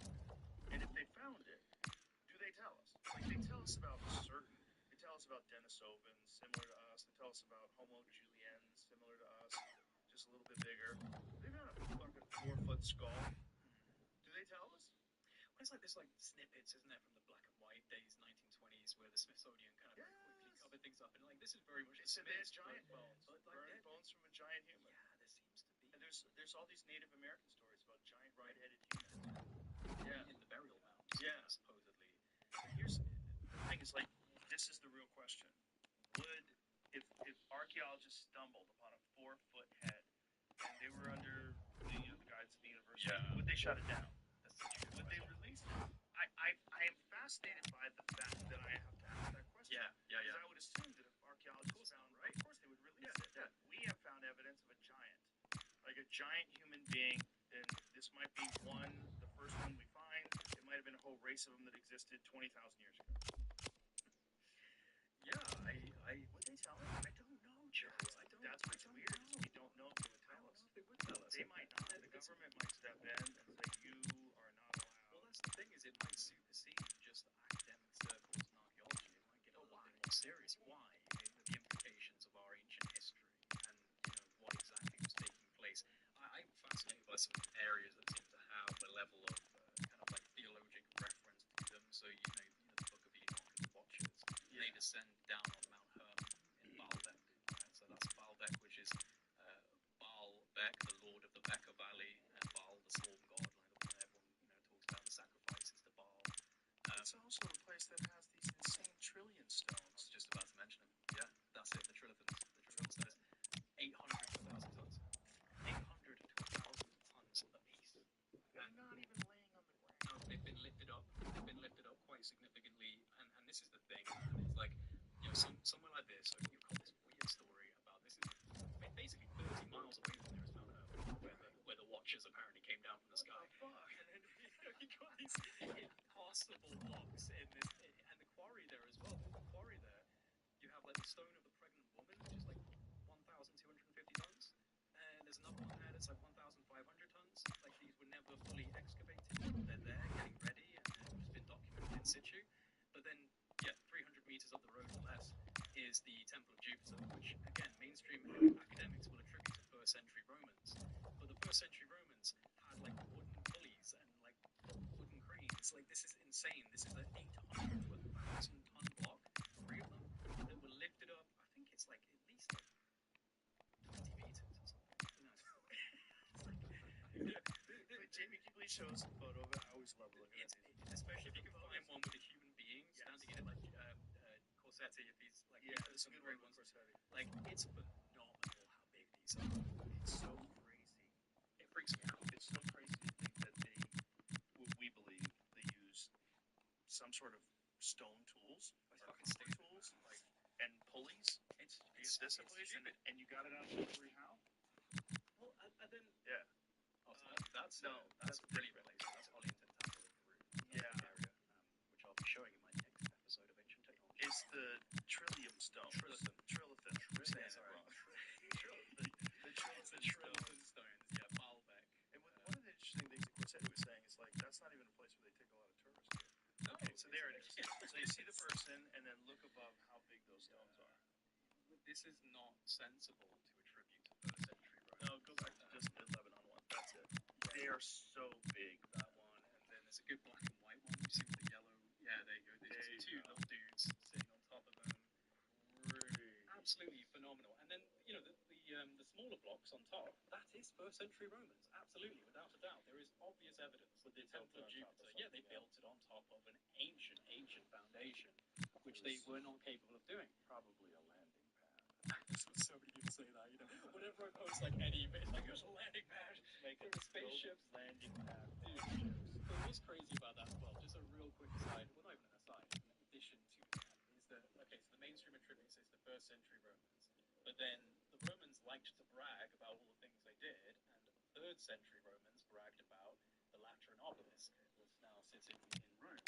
And the Lateran obelisk is about 350 to 400 tons. That's the heaviest recorded lift in Roman history. These are 800 to 1,000 tons. They never even mentioned them. So it's weird that we attribute it to Romans, but it's because within our model for history, we can't not if we're going to listen to academics, right? So you have to then invoke fringe theories. I had Rep Luna on the podcast. Oh, yeah. And she was the one that really got me to read the book. Dude, she's digging in. Oh yeah, She's digging in. Yeah. She's all in on the UFOs. I know she is. I heard they tell her. Yeah. Who, I mean, she useful to them? The whole thing is weird. Maybe. It's hard to know. But when I started reading it, now, if that was included in the Bible, if they had, because it really was rabbis that decided that it didn't jive with the Torah, right? Right. And so they said, no, this was too crazy. Yeah. If that was in the Bible, and that's what we were taught, Things be different. After days of anticipation, we're finally here. A truly unforgettable... A warm welcome, everyone. We're live here today at the Etihad Stadium.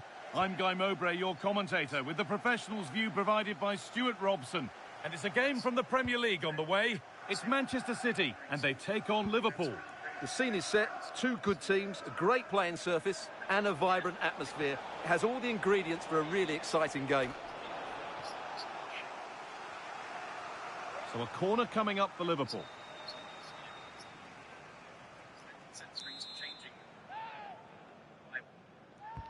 And here it comes.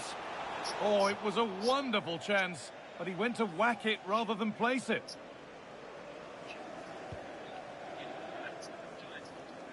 Some good work to win it there. Beautifully weighted ball.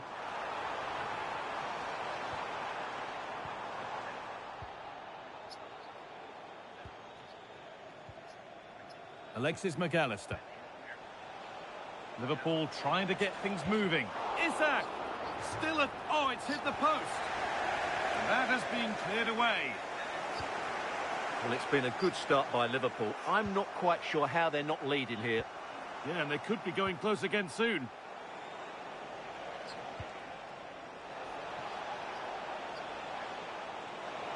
Chance for the lead.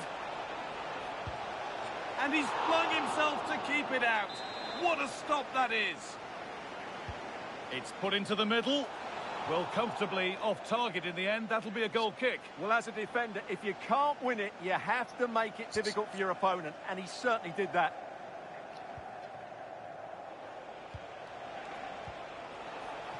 Still going, the ref letting them play. Oh, I wonder what they'll have in mind from here. It's like the history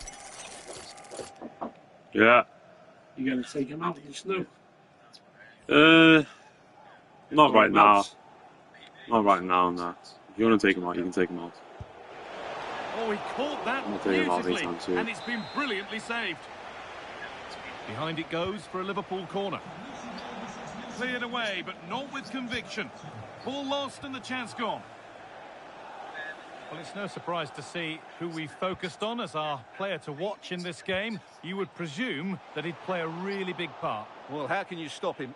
If you get too tight, he'll use the space behind you, drop off, and he'll turn and run at you. Add that to his movement in the box, and you can see why he scored so many goals.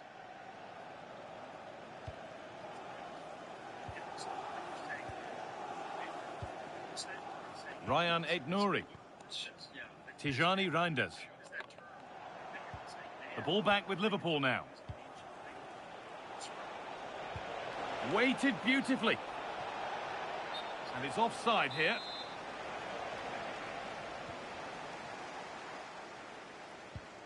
Do that. Stop fucking trying to keep her. Silva. Fucking bad out. Well read to gain possession. Isak. Setting up the chance.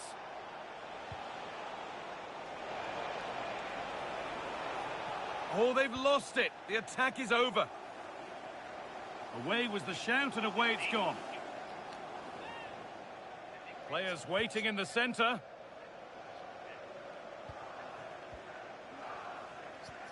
Well, what a place to lose the ball just when the chance was on.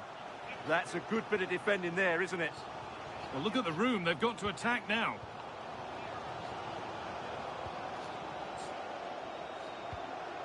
Nicely sets it up. And the cross comes in. It was looking good, but not all the way through. Need to get tighter here. Isak! Oh, against the post. The effort shut out. And that will do it for the first half here in Manchester.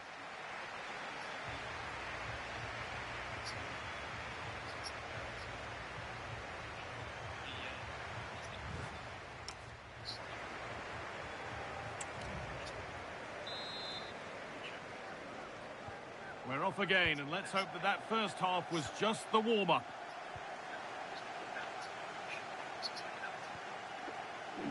Good job done to keep it there. They've lost it there, and the attack is over. That's the way to defend in those situations. Excellent stuff. Promising forward burst. It's a corner, and possibly the chance for Liverpool to go in front.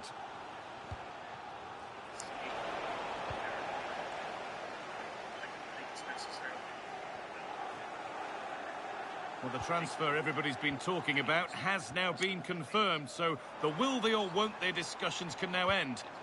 Yeah, and they could be in here, and he's read that well to snuff out the danger. Szoboszlai. And the forward progress continues with a good ball.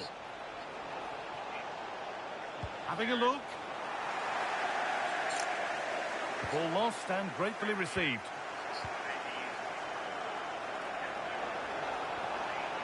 Has the space to whip it in here. Well, a fantastic opportunity, but you have to praise the defending. Well, here's a change for Manchester City. Well, given the position... It's the crazy part about it is that they literally describe what we're, and not just us, like many people have theorized, like have we been a product, are we a product of genetic manipulation? Are we a product of accelerated evolution? Well, again, my own experience. He found himself in, he really should be testing the keeper. Fantastic opportunity squandered.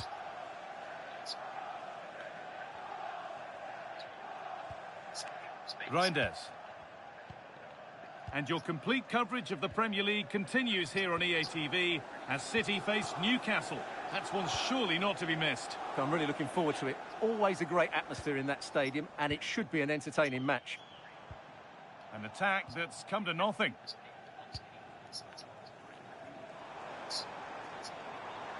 And superb technique to get past his man. Still not clear. And that was mightily close. Well, really close, but were there better options? Soboslai. Could be something building for Liverpool here. Having a look. Oh! Realizing that the physiology of our body is like an antenna, it's like a technology.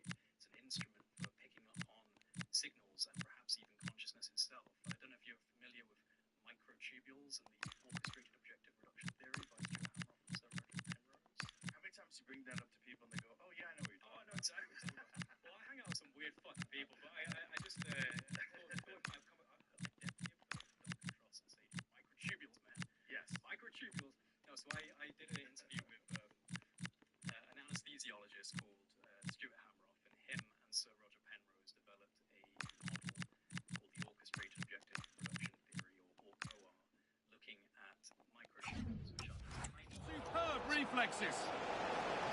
He's really stepped up today, but it's time now for some fresh legs. And into the area it goes. But that hasn't worked as planned, claimed by the keeper. Mateus Nunes. Just 10 minutes to go now.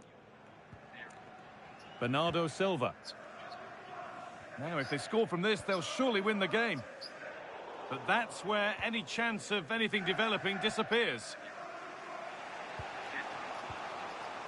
Jeremy Frimpong.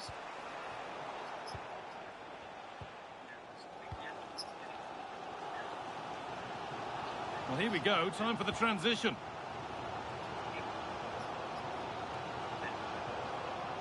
Nouri.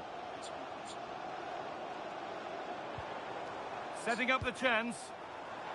Had to stretch for it, but did enough to tip it over. Substitution coming up. A crowded box, but the keeper took charge. It's all over as the ref blows for full time.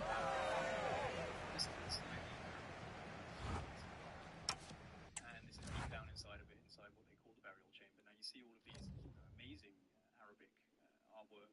It's been quite, relatively crudely scratched in. Now you see that glow? That's actually calcite crystal, and that's limestone. Now the entire back of this chamber, like this wall, the back wall, the other wall, and the ceiling and the floor is made out of a slab of calcite crystal. But what's really interesting about this is that when you take a flashlight and you put it in a certain angle on this wall, something very interesting appears. Boom. An otherwise invisible etching of an individual. You can see the navel, the belly button, and the arms, and this is completely invisible until you get that flashlight. Now these have been actually smoothed. I'm going to go promo for my episode, but these have actually been smoothed into the calcite crystal itself, and then obviously these Aramaic writings and pictographs have been scratched on afterwards. Clearly, this is the original artwork of this chamber, but it's not perceptible without a very specific angle of light that creates the shadows. And these are on the other side of the wall as well. I think in this clip maybe he doesn't show it, but very, very strange. Now this entire pyramid is acoustically profound. I mean, the acoustics inside of this are unbelievable, the amount of echo that you get. And the entire Saqqara site, we went around it, and I mean, my God, it's a weird site, man. You've got, again, just incredibly huge slabs of rose quartz granite, and there's one area that's like on the other side of the pyramid, not even near the entrance, which is just this huge portcullis made of granite with interlocking pieces where clearly another piece of stone was slid between them. But this is nowhere even connected to the pyramid infrastructure, and they don't say anything about it. Strewn across this entire place, you've got huge blocks of granite with drill holes in them. You can see the striation marks going all the way through them. And his opinion, Jeffrey's, and I think there's merit to it, because in Cairo Museum, there's a little cabinet of laboratory equipment, like jugs and apothecary bottles that were recovered from Saqqara, including a little plate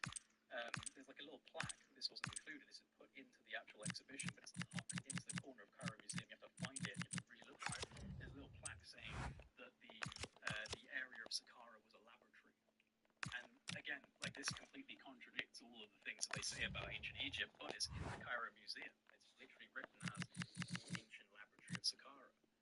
And so, you know, what's going on there? Why is there a contradiction like that that's being acknowledged? And it's truly just an incredible space with these shadow figures and the acoustic resonance of the site, the rose granite. Why do you think that it was originally these carvings were in the wall and then they wrote on it afterwards? Well, I think it's just another case of a later civilization coming across an incredibly amazing place and carving on it. Maybe they didn't even see these figures because you have to have a very specific type of light to actually be able to see them. You have to get it at that angle. It's You possible. can't detect by looking at it that there's some variation. I mean, you can see when you actually know what you're looking Like a for, little bit of wiggle. but barely anything. It's like really hard to perceive. So maybe they didn't even know that these things were down there when they went. There's another part of this when you're going through the chambers where it's rose granite, and then plaster, where you've got hieroglyphics put on the top, and you can actually see the plasters kind of bleeding off into the rose granite. So it feels like they found it. They slapped some hieroglyphs on it. They, you know, put their own veneration around it, but it was not an original structure of the Egyptians. Once again, a place that they found and settled around. But it's just weird that in the Cairo Museum you have like this tiny little shelf full of beakers and measuring jug type things, and it says that, you know, the lab complex of Saqqara. It just doesn't make any sense in comparison to what they're trying to tell us is the reality of this place. So that's, you know, that's weird. It's all weird. It's all weird. Yeah, that's why the bottleneck of talking about this stuff is so infuriating. This is the same place, by the way, we have the Serapeum, you know, the 80-ton boxes that are precision marble top. The ones that Christopher Dunn went down into was like, these have been machined. Yeah, let's pull up a photo of those, please. They're strange. So what do you think they were doing with those things? Like, what was the purpose? Well, you know what's interesting is What was the drill?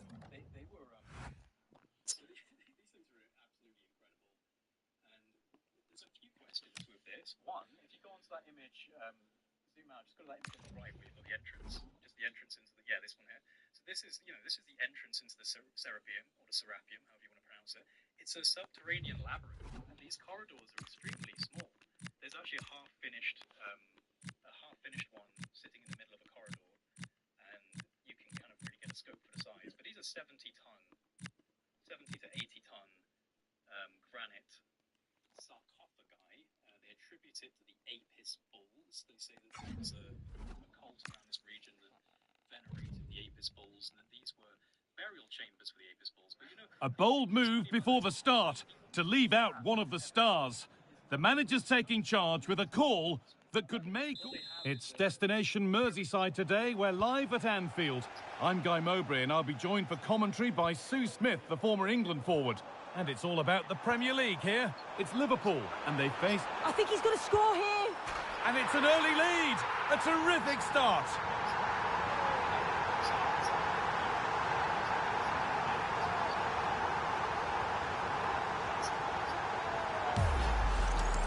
If we watch this again, I love how he just dances by his marker like he's not even there, and then he just shows his cool to finish it off well.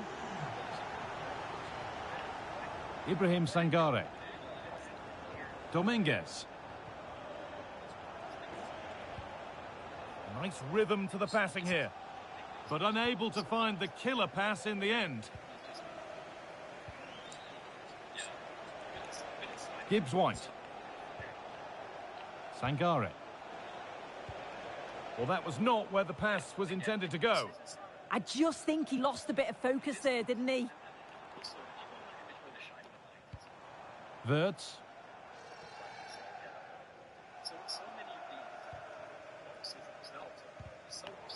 Good challenge, and a throw-in to come.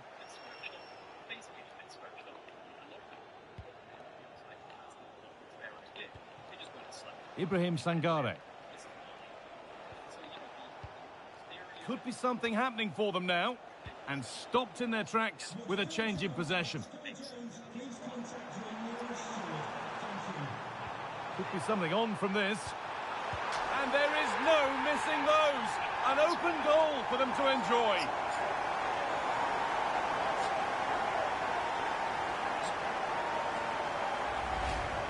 Well, here we can see it again, though I'm not sure the keeper or the defence will want to. Probably the simplest finish he'll have all season. No wonder the manager's furious. So the lead is now 2 as the game restarts.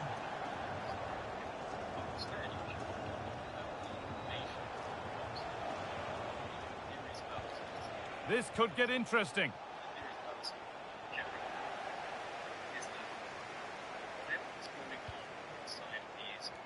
He's in here. Terrific. Another goal. What a scoreline this is for them.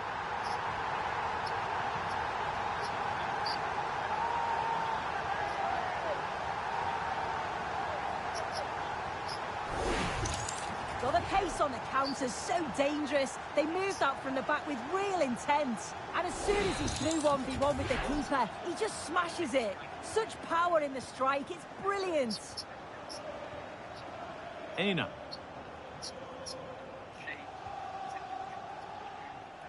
Nicolas Dominguez. Liverpool have it back now.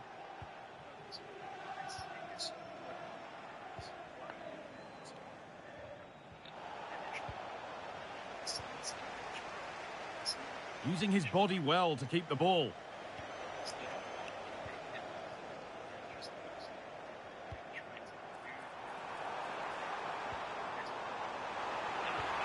Found a way through, and they've scored again. It's become a question of just how many they'll get.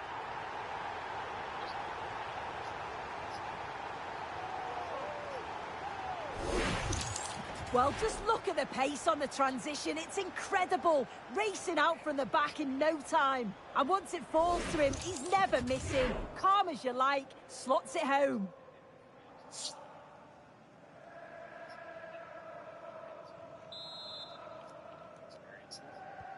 And the game restarts with this, as good a first-half performance as you're likely to see. Robinson.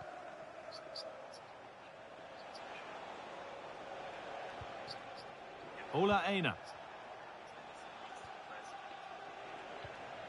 Gibbs-White.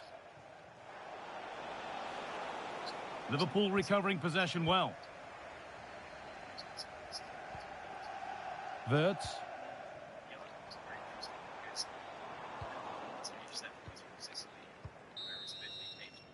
And the first 45 minutes have come and gone here at Anfield.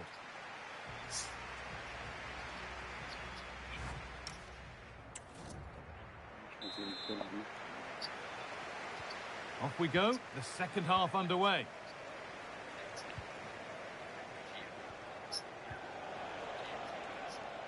And they won't be going any further. Yeah, they had great shape out of possession there, didn't they? Nice pass and on they march. Seem to have hit that really nicely, but just wide of the goal.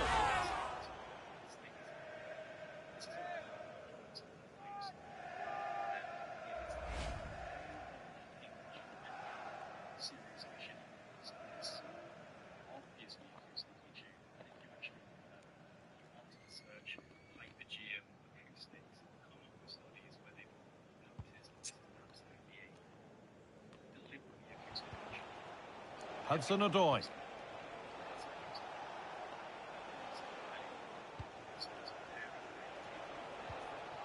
Liverpool come away with it. Well, here we go. Time for the transition. And the promise of something happening is over. Nicolas Dominguez. Sangare. And it must be.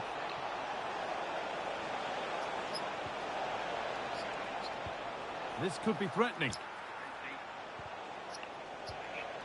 Oh, what a chance! It's in, they've scored, and you have to credit them for keeping going at least. And the game restarts with the score now 4-1.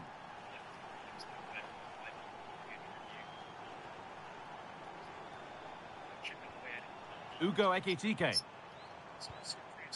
Wirtz. No way through, possession lost. Yeah, it looked really promising, that, didn't it? There's a chance for the breakaway here.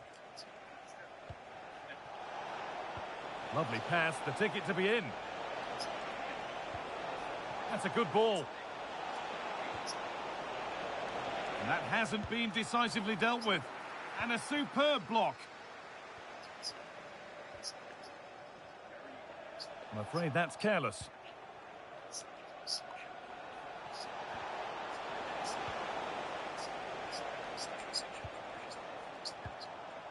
Salah. Big chance. Great defending.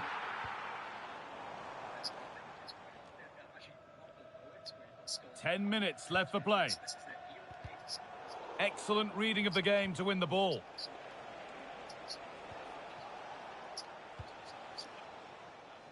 Arne. Sangare. Kalimuendo. Robinson. Arno Kalimuendo. Good ball, decent looking attack this.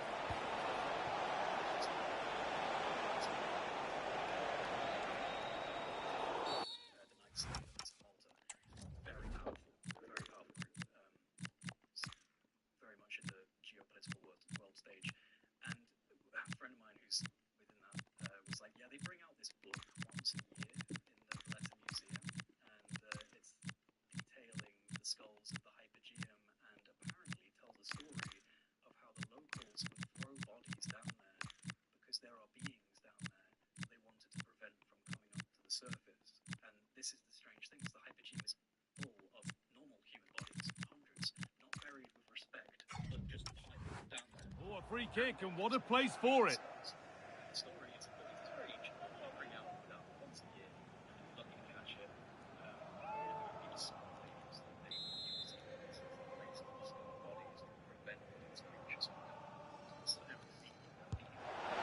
It looked a good one, but it's been met by a more than decent save. And a corner to come.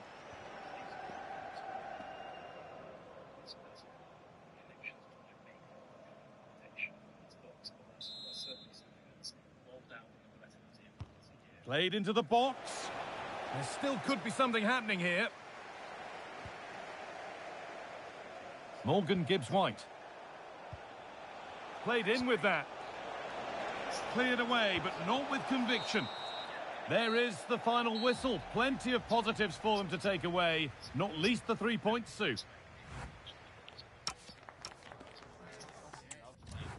again, it's just so profound. It's called the Oracle Room. Yes, the Oracle Room. Yeah, this is where the sound concentrates. Frankie. During testing, a deep male voice tuned to these frequencies stimulated a resonance phenomenon throughout the hypogeum, creating bone-chilling effects. It was reported that the sounds echoed for up to 8 seconds. Archaeologist Fernando Coimbra said that he felt the sound crossing his body at high speed, leaving a sensation of relaxation. When it was repeated, the sensation returned, and he also had the illusion that the sound was reflected from his body to the ancient red ochre paintings on the walls.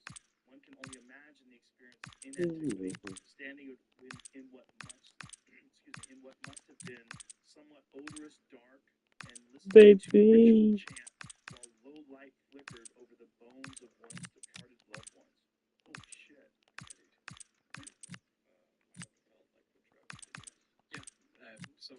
So they made a drug house. He goes on to say, under right circumstances, ancient populations were able to obtain different states of consciousness without these drugs or chemical substances. Or maybe in This is the Monroe Institute of Applied Sciences. This is the original psychoacoustic architecture. The idea that ancient architecture is designed in a way to propagate acoustics that affect the human brain. Now imagine, this is 5,000 years ago, and where did you learn that from? Right. How did you do that? Did you fail? Right. Did you learn? What's the science? And another interesting How do you know? element is there are a lot of temple sites in Malta that look weirdly similar to Newgrange in Ireland. And Newgrange is another psychoacoustic temple, if you want to call it a temple. It's a huge mound if you look it up. But within it, they've done, again, acoustic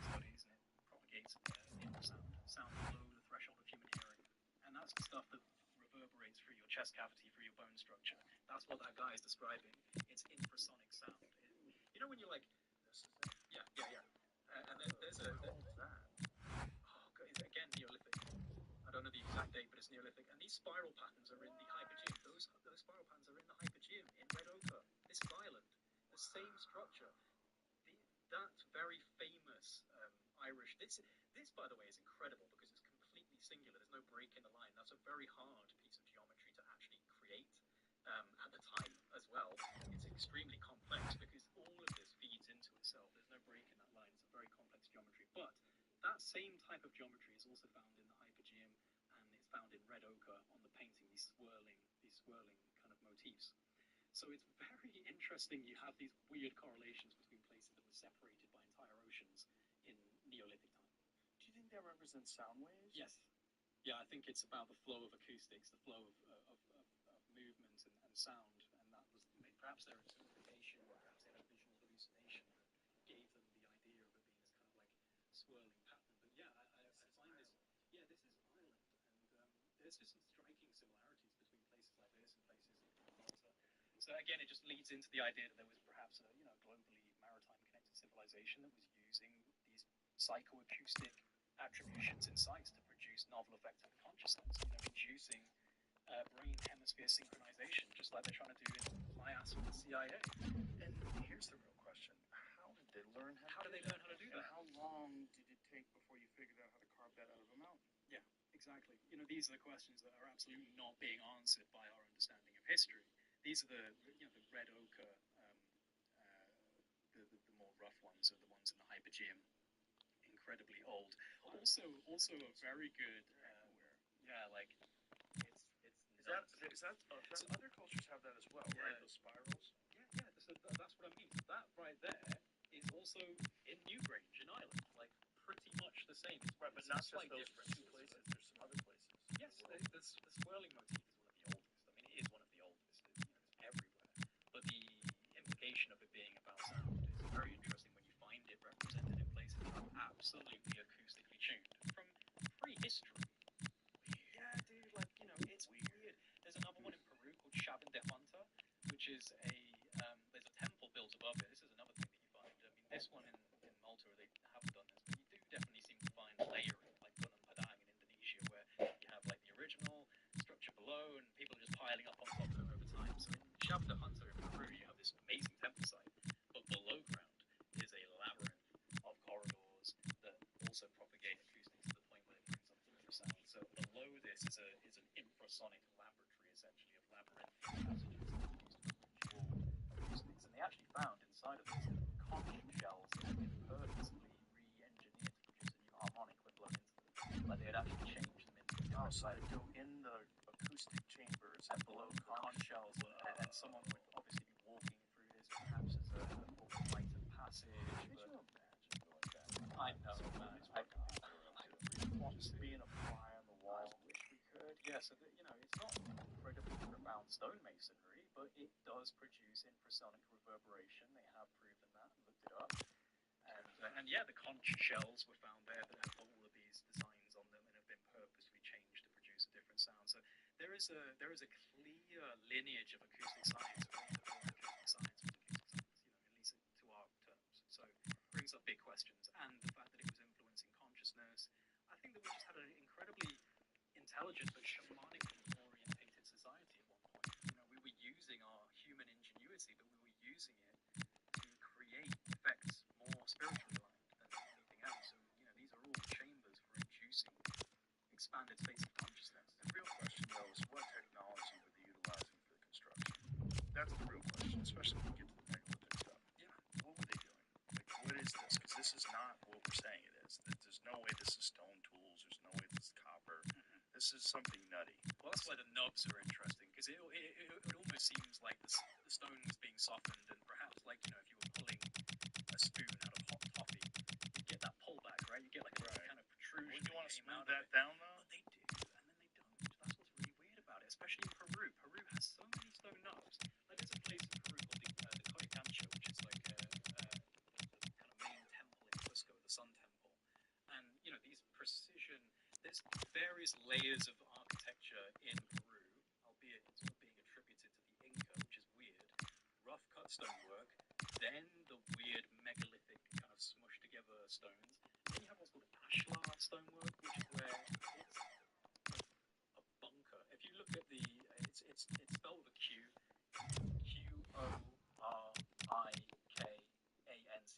Qorikancha, Korikancha. If you look it up, like and looking, yeah, so you have to go inside it really to really get this. The bunkers inside of it. Look at the wall on the outside actually real quick before you do that. If you click on one of these images and just enlarge it. The first one's probably the best one.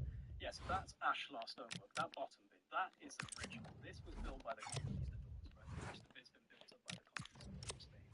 But this original stonework is also represented inside with these incredible bunkers. So if you type in like bunker, it's got it, yeah, like this image here, like the level of precision on these is absolutely phenomenal.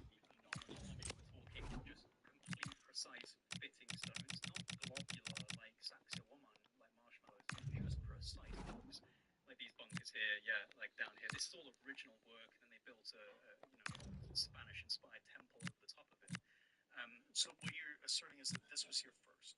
Yes, yeah. This stuff, it was here first. Like this stuff was absolutely here first. And if you look up, there's a little nub, little stone nub right on top there. Yeah. And but some of these walls have like 10 nubs on them, like one here, one here, one here, and then there's none. So it's like they were smoothing out some of them, leaving others. Some have speculated that it's a form of language because in Peru, the Inca. Do you know what the Inca language was? Their like written language was called Quipu, and it wasn't written. It was pieces of string with knots on them in different colours. That was their historical language. So it was literally like a line of different strings, different lengths, different colours with little knots in them, which corresponded to data.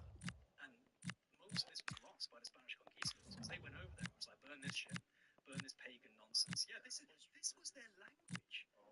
This was their language. And it just made me wonder, obviously this is a complete guess, but it just made me wonder if like the stone nubs are stone Quipu. Is it a stone version with all these different nubs in different places and different areas? Because it just feels like, especially in the Coricancha, which is a temple, it's a regal temple, why would you leave the nubs on? Like you said, why wouldn't they smooth these down? So it's almost like it's meant to tell us something, and they're left in very specific areas. Then in Peru, you get stone nubs protruding straight out of bedrock. That's what weirds me out, is that it's not just on the crafted stones, but like a sheer rock face that's been obviously kind of quarried down by some unknown technique without any chisel marks, just straight. And then you have like a group of nubs coming out of the stone. So Peru is just full of contradictory architecture.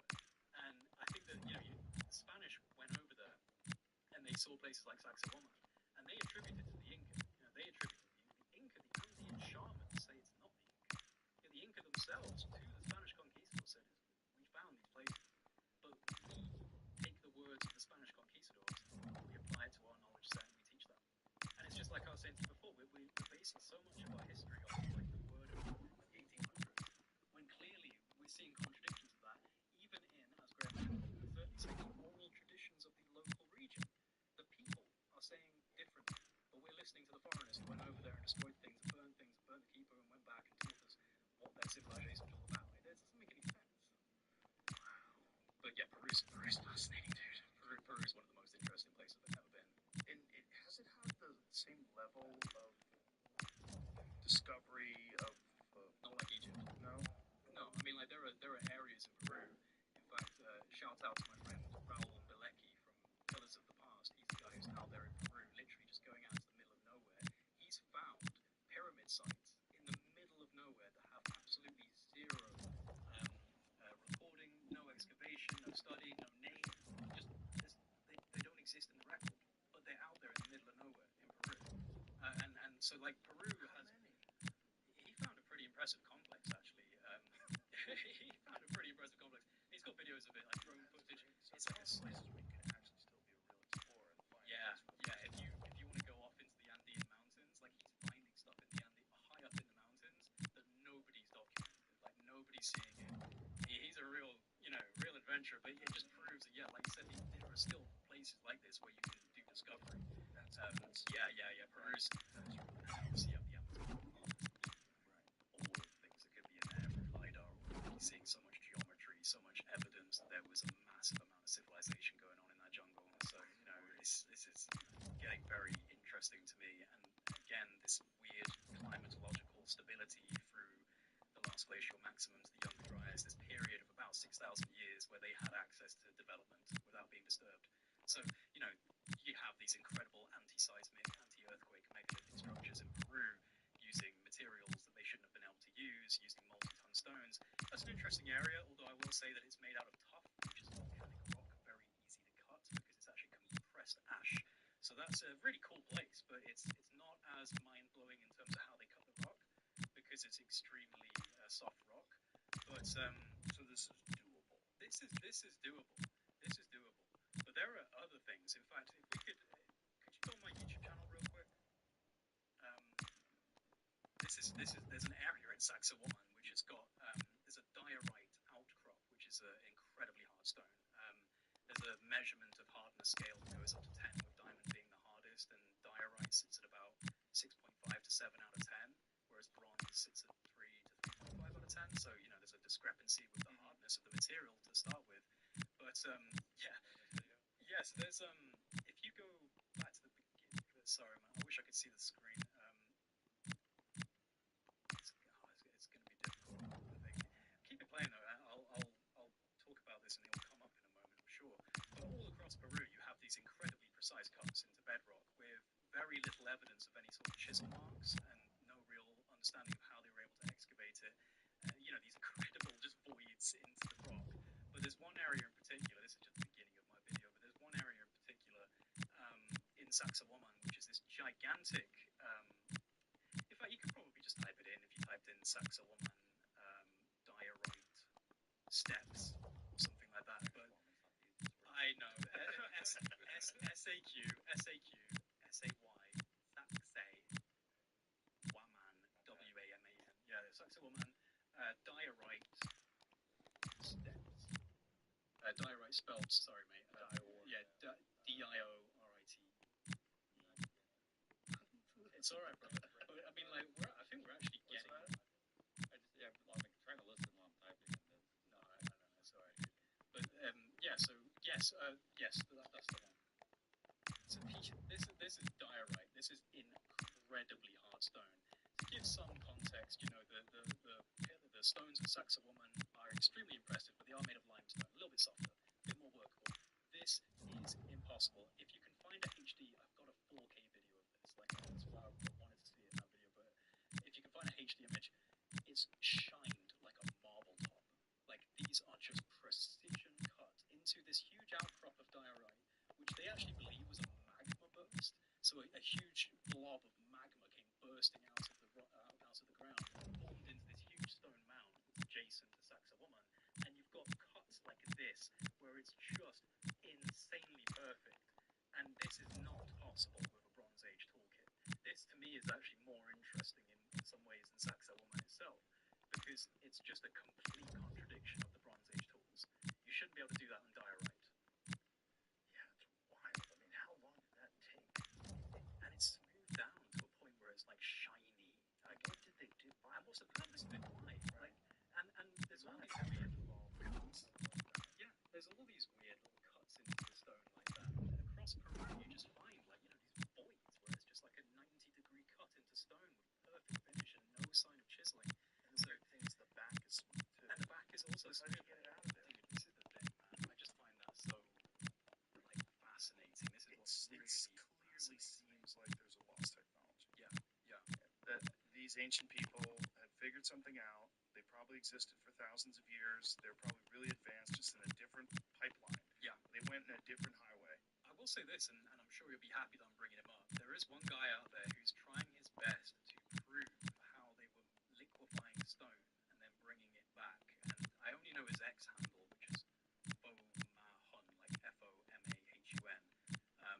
I can't remember his actual name, but I've been talking to him. I'm thinking of actually going out to visit him and film him doing this. But he's been demonstrating making teddy bear casts of rose granite and things like this. And for a long time, he wasn't revealing how he was doing it, so I kind of just was like, whatever, dude. Like, I don't think that you're actually doing this. But he's now actually revealed his secret ingredient, which is slaked lime. Like this slaked lime, which was very easy to make for them, and water glass, which again is something that they could have made.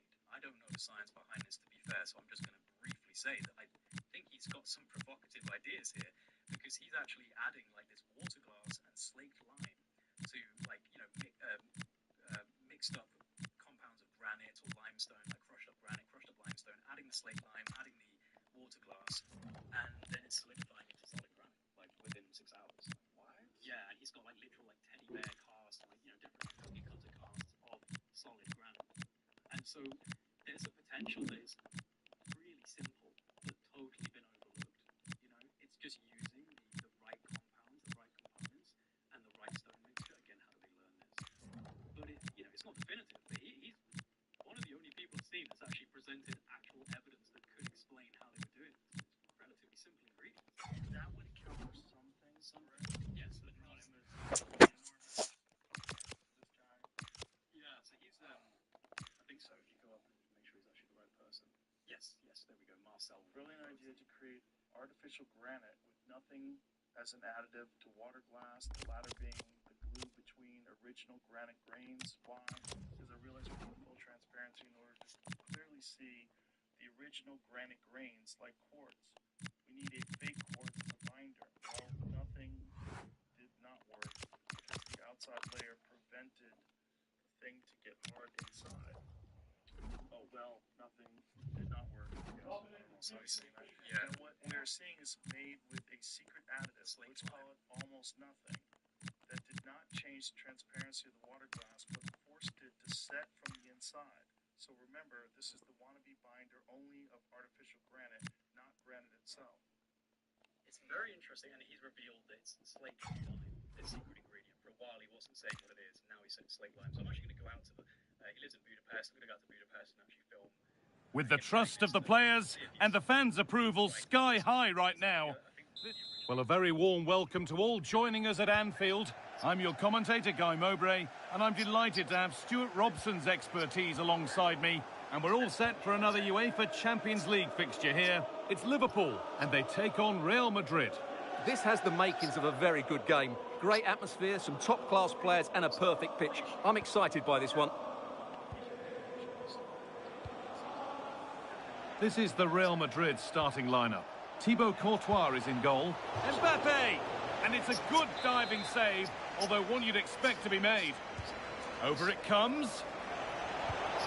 And there it is! The opening goal, and what a bright start it's been!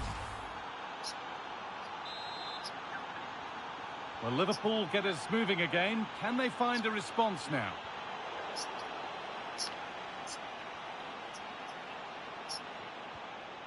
Kylian Mbappe.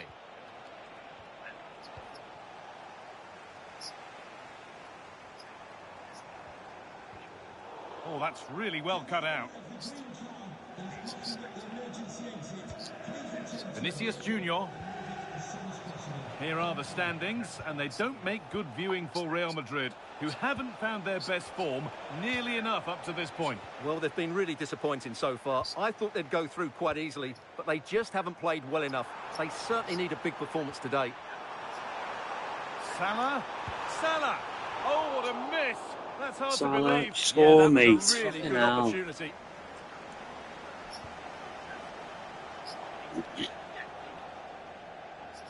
They won the ball, now to keep it.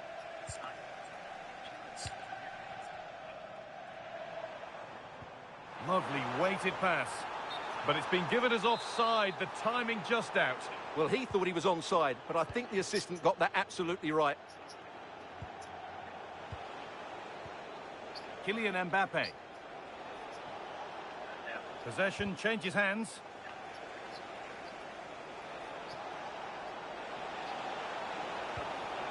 Really good pass. Vinicius Junior. And it's on now. Oh, superb. Right place, great save. Brilliant save. From that sort of range, he had no right to stop that. That's good physical play. Decent looking attack, this. Good save from the keeper. Corner kick played in. It's only halfway clear. It stops there. Nothing at the end of it. There's a chance for them to go now. This to be level. And there's the equaliser. It's all square again. Well, let's look at this again, because the transition when the ball changes hands is so quick. And then what a strike. That's hit with such ferocity. Certainly no stopping that. That's a great goal. Not so much given away as cleverly won.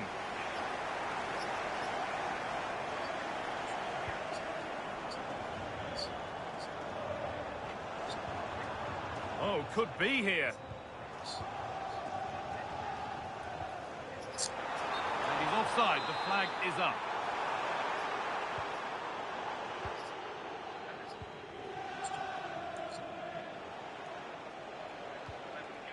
I'm afraid that's careless. Ferland Mendy. Vinicius Junior. On to Valverde. Mbappe! They've Fuck off, scored! man. Why? And that gives them a priceless lead. Play the new formation. This formation just does not work. And that's all there is for the first half here at Anfield.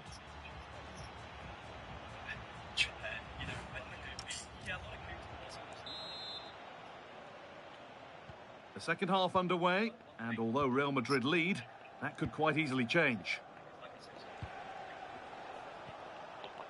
Well, let's cross to Alex now with details of a goal at Napoli. It's a goal for Napoli. You could see he knew what he wanted to do as he stepped up to take that free kick. Sorry, Alex, chance here maybe. And the opportunity has gone. Yeah, that really would have put them in control of the game. Gravenberch. Dominic Szoboszlai.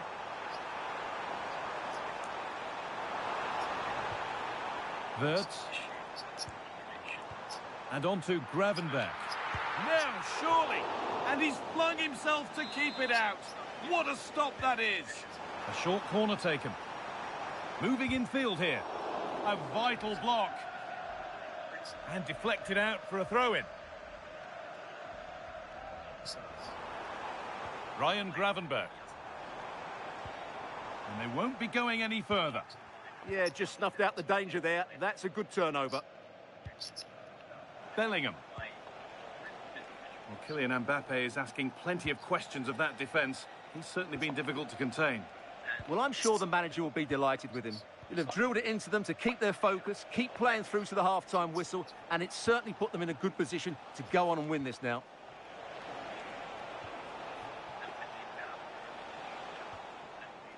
There's something on here, a chance to attack.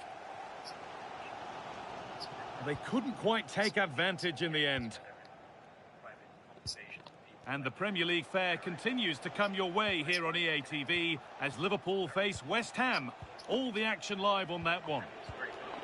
This could be dangerous. And played in now. Well, with the goal at his mercy, what a tame effort. Has to show more composure.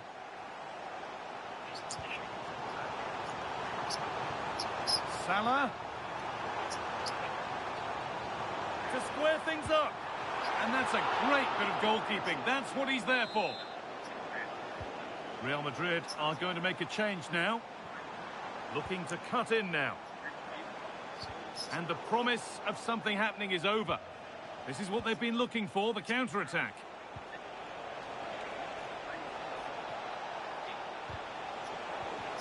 I need to change. It's just Vinicius Junior. And it must be. And the shot thwarted. He just throws his body on the line. Excellent play.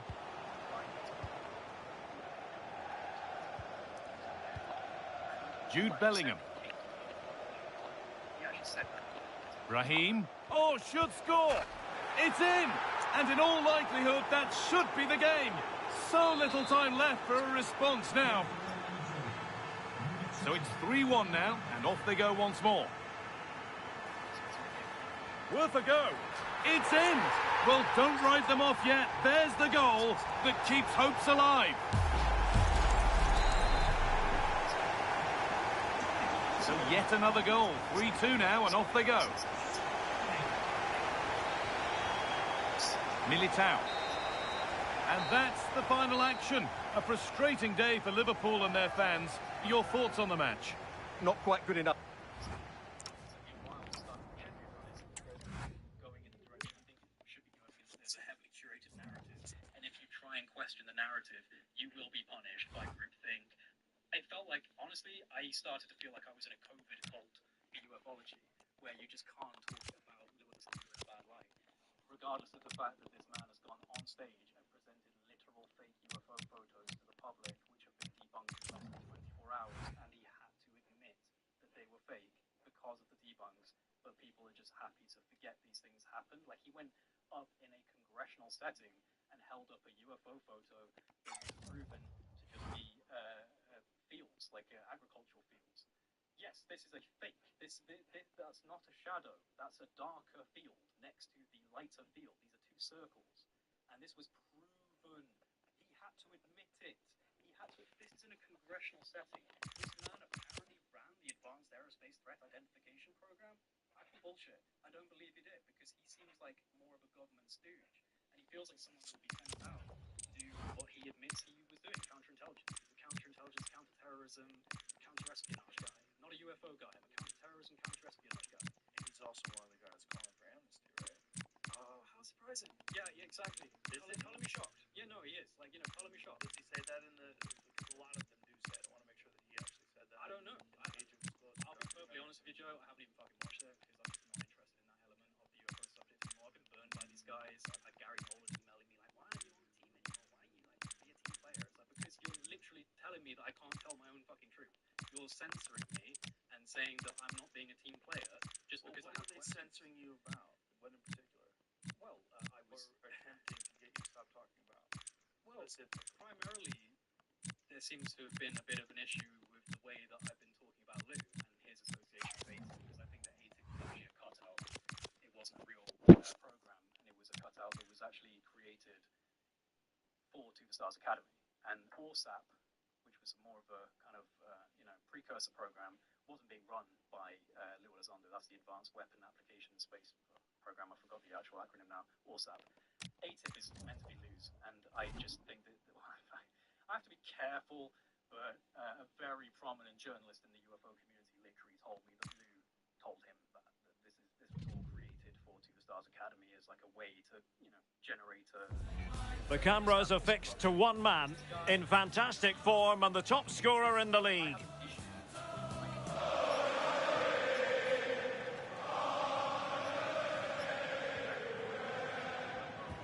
Can he add to his tally today, live on EA TV? And a warm welcome from one of the newer venues here in the football-mad capital of England. We're at the London Stadium. My name is Derek Ray, and sitting next to me, ready to provide all the tactical and technical analysis, is the former England attacker, Sue Smith. That's a massive opportunity here. Still could be dangerous. Well, it did look promising for a bit. And this is how Liverpool will line up. Alisson gets the nod in goal. Ibrahima Konate starts alongside Virgil van Dijk in central defence. And the striker today is Alexander Isak. Fulkrug. On to Wan-Bissaka. Determined defending. Isak. This could be troublesome. And a save right out of the top drawer. Super stop. Well, they were so close to taking the lead there. They just have to keep creating these opportunities, and surely the goal will come. Well, having been denied by the woodwork, now the focus is on keeping the opposition at bay. One slick pass after another. Can he score? And that's handled without any trouble at all. Tomasz Souček. Just cutting off the supply. Well, this could really help the cause. Oh, big opportunity. And a goal to give them the lead. They have their reward.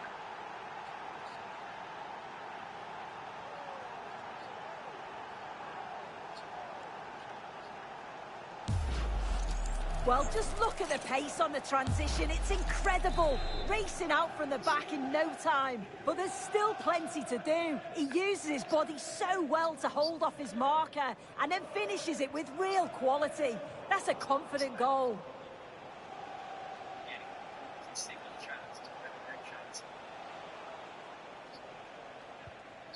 Well, a decent position for Liverpool to be in.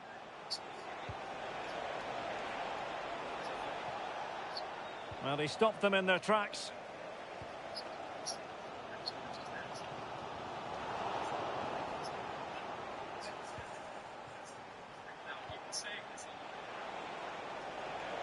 Trying to really get at the opposition here. But the danger averted for now.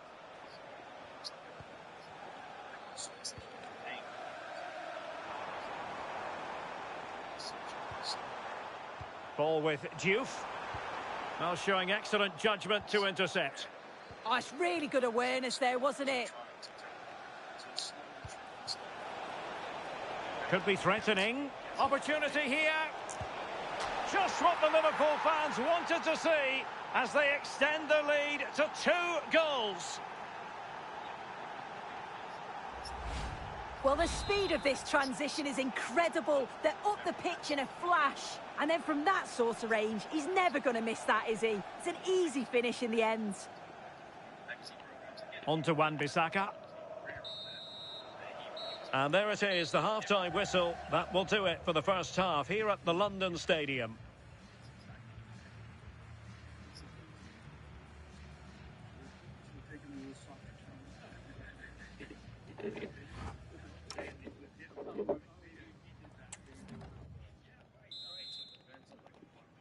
So off and running again, and it was a delightful performance by Liverpool in the first 45.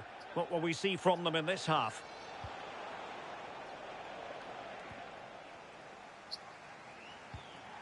Tomasz Souček. And Liverpool regaining possession here. Isak. And we have more live Premier League action coming up for you soon on EA TV. It's West Ham United facing Manchester United. Liverpool corner given.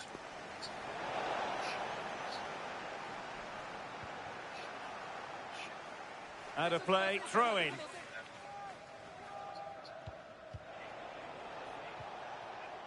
So Bosley. Well, it looked highly promising, but they got nothing out of it.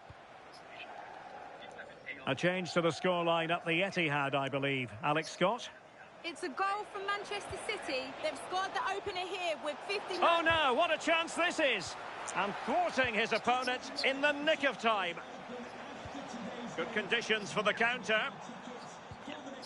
Well, we're sorry for interrupting you just then, Alex. Just to confirm, Manchester City did score in that game. They now lead by 1-0. And we very much hope you'll join us for more live Premier League action on EA TV. It's Liverpool versus Sunderland. And he's broken free. And there it is! Another goal! And surely there's no way back from this.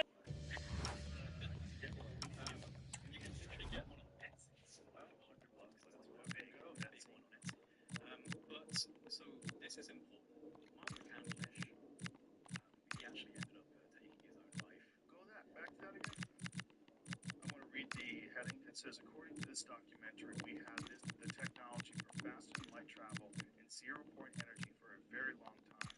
Let's pretend this is true. How do we know that the UAPs we send aren't ours?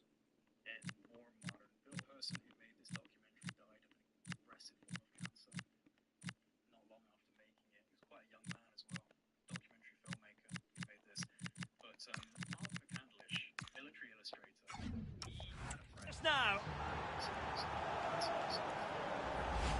Well, here's the replay, and it's so impressive how quickly they go from back to front. And then once he's through, there was never any doubt, was there?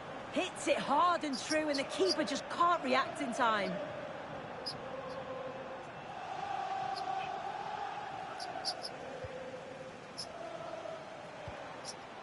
Paqueta.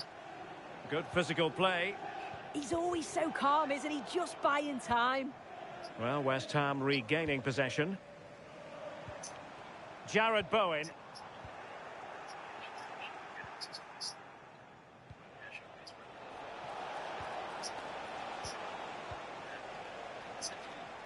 Oh, left his man behind here.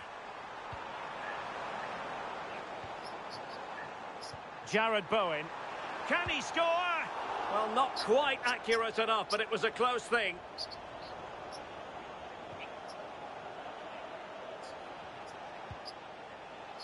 Jones. And he might be through here. A goal! And I'll tell you what, on this sort of form, very few would lay a glove on them.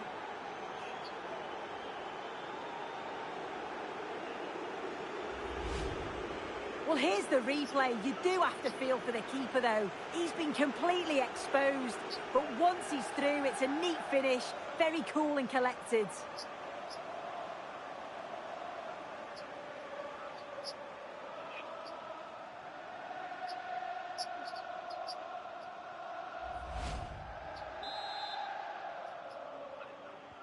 So the match is restarted, but a real sense of inevitability about it now.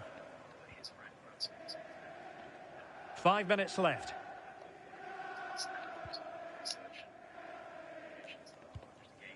Füllkrug. Paqueta.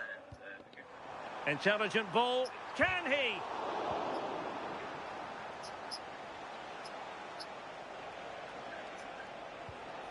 Ekitike. Incisive ball. Oh, but there's defensive diligence for you when things look dangerous.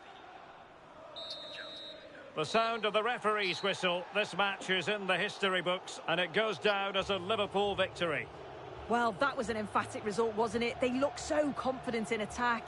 Every time they went forward, you thought they were going to score. I'm sure they'll be pleased with that.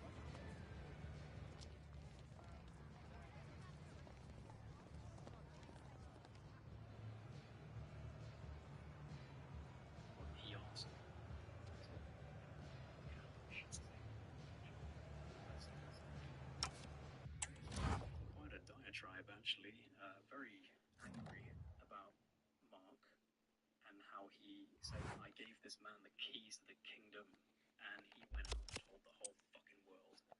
And I will never do that because my employers will fry me. He said they will fucking fry me if I speak out about this. But I am capable of building and designing an aircraft that can go 210 times the speed of light. Yeah, he reiterated that multiple times. What? Yeah, What year was this? I've sat on this for a couple of years. It's about 2 years ago. My friend phoned me. Yeah, I was Instantaneous nuclear payload delivery. yeah. I mean, you can imagine that's how the national security system would actually look at this. Not as an exploratory vessel, but let's be honest, what is this? It's a payload delivery system that's instantaneous. Let's be honest. That's what they would look at it as, right? Another reason to keep it secret, probably. But that was, I would love to get him on record. I don't know if you ever will, Brad. If you're listening to this, I would like to get you on record. But he said that he can design a craft that goes 210 times the speed of light. And this is the guy that gave Mark McCandlish the illustrations to create that ARV. So it's weird. I mean, it's weird, dude. this is the real question. What would civilization be like had this stuff not been kept secret? Right. What if we had access to that kind of energy, whatever that thing is operating on? Could you imagine if you had access to that energy and you're watching all these idiots burn coal? I know. What are you doing? What are you doing? But you can't say anything Yeah. because you have a instantaneous I would nuclear hate delivery system I'd that you hate have to to be protect. Promises to be 90 minutes of relentless. It's destination Merseyside today. We're live at Anfield. I'm Guy Mowbray, your commentator, with the professionals' view provided by Stuart Robson. And it's all about the Premier League here. It's Liverpool, and they take on Sunderland. Well, as always, I'm looking forward to this because both teams have strong aspects to their game. Both managers like to play attacking football, and we've got some good matchups all over the pitch. This is the Liverpool starting lineup. Salah! Well, that hasn't taken long. In front already.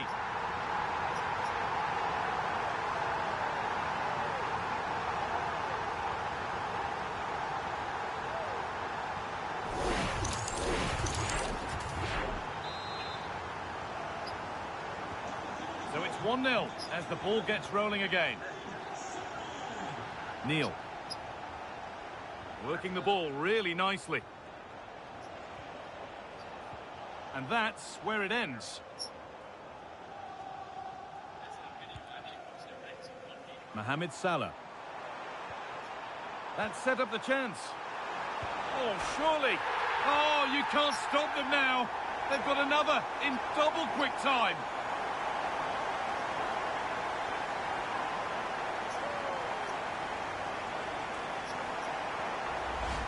Well, here it is again, and it's all about the pace on the counter-attack.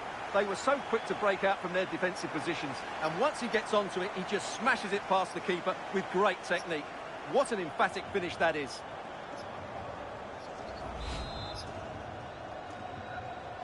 Two 2-0 then, as we get started again.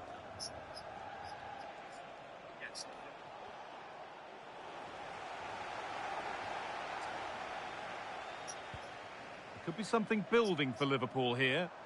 Just needs the composure now. And further clear they go. There's surely no throwing this one away.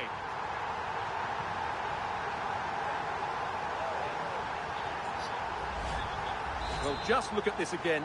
He's so hard to knock off the ball once he gets going. Of course the defending could be better, but that's a great individual goal. The ball back with Liverpool now.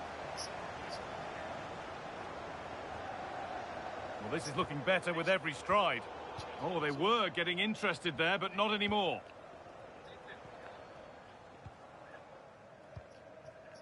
Neil. Brian Brobby. Played in with that. Oh, real opportunity. Oh, it's a goal. And it was really nicely finished. So it's 3-1 as the ball gets rolling again.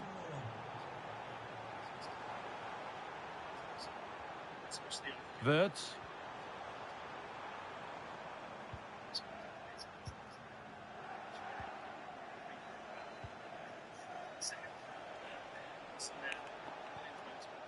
Omarete.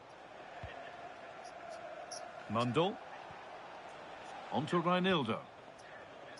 They just have two channels. Project Unity.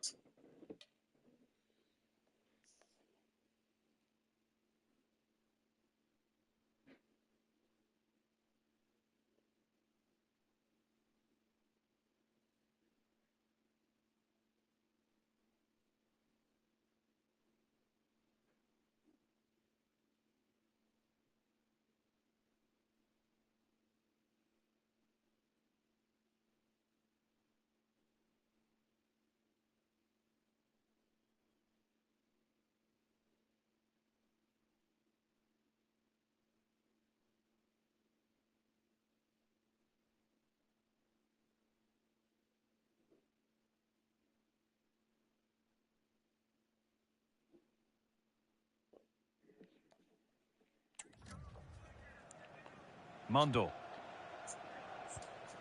Alderete. Now there's been a goal at Elland Road and Alex Scott can tell us all about it. Yes, it's a goal for Chelsea. It's now 1-0 with 36 minutes played. Thanks to Alex for the update.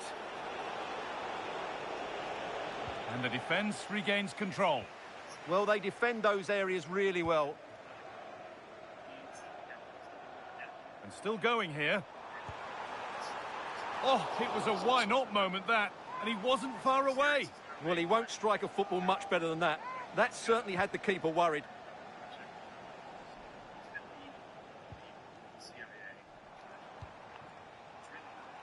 And it's given away.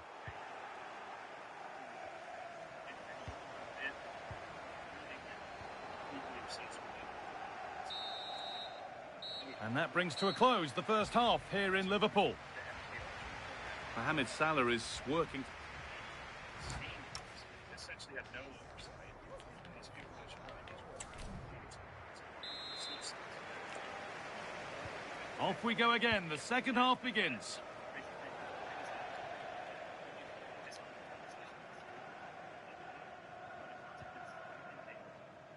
Gravenberch. Isak. Lovely weighted pass. Salah. They've got another, and he's got another. 2 for the game.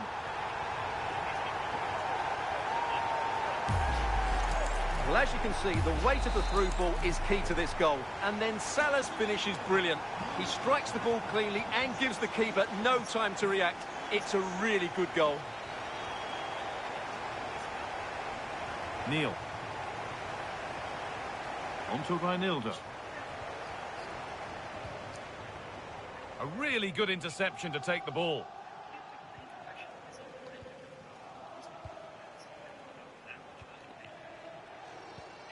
Now this could lead to something. With the keeper nowhere to be seen, they've been punished. Shocking defending. And the game gets going again at 4-2. Salah. Isak. Now he's in. An hour played, 30 to go now. And into the box it goes. Real chance.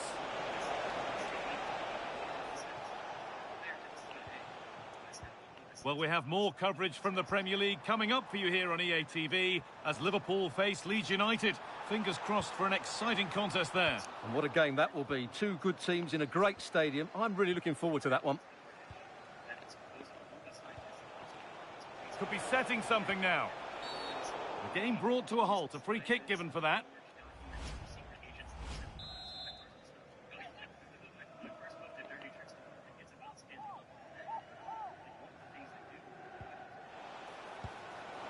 At least it was on target, and that's all you can say for it, really.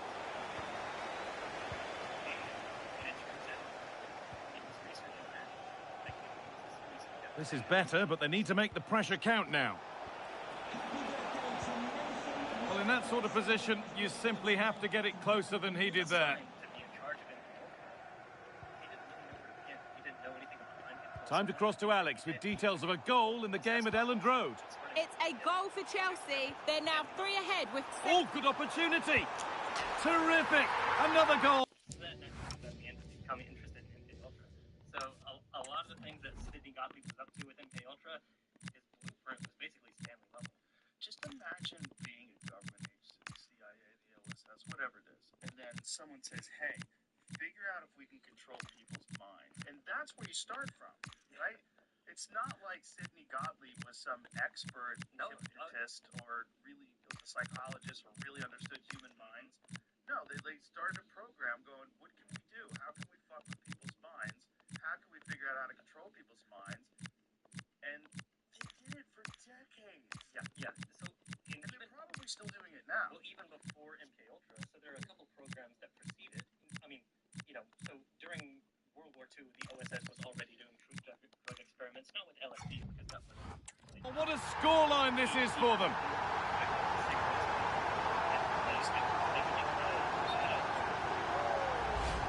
Well, here it is again. The through ball is absolutely inch perfect, and it makes the striker's job so easy. All he has to do is make the right connection. It's a lovely goal. He's had a terrific influence on the game, but now being called off after a job well done. Good work, they've got it back. And 10 minutes of play remain. Ekitike. That's a good ball. And they've scored again. It's become a question of just how many they'll get.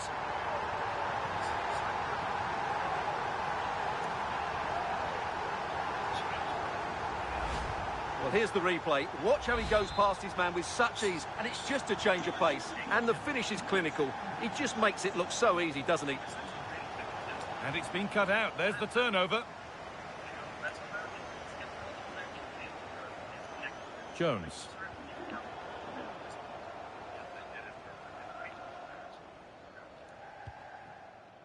Well, full time is looming. What do we make of this Liverpool scoreline? It feels like a fair reflection. Well, what an excellent performance this has been. A goal that brings only ironic cheers from their supporters. It's all too late. Well, here's the replay, and just look how quickly they break forward once they win the ball back, while the movement in the box is equal to it. It's such good timing. What a goal.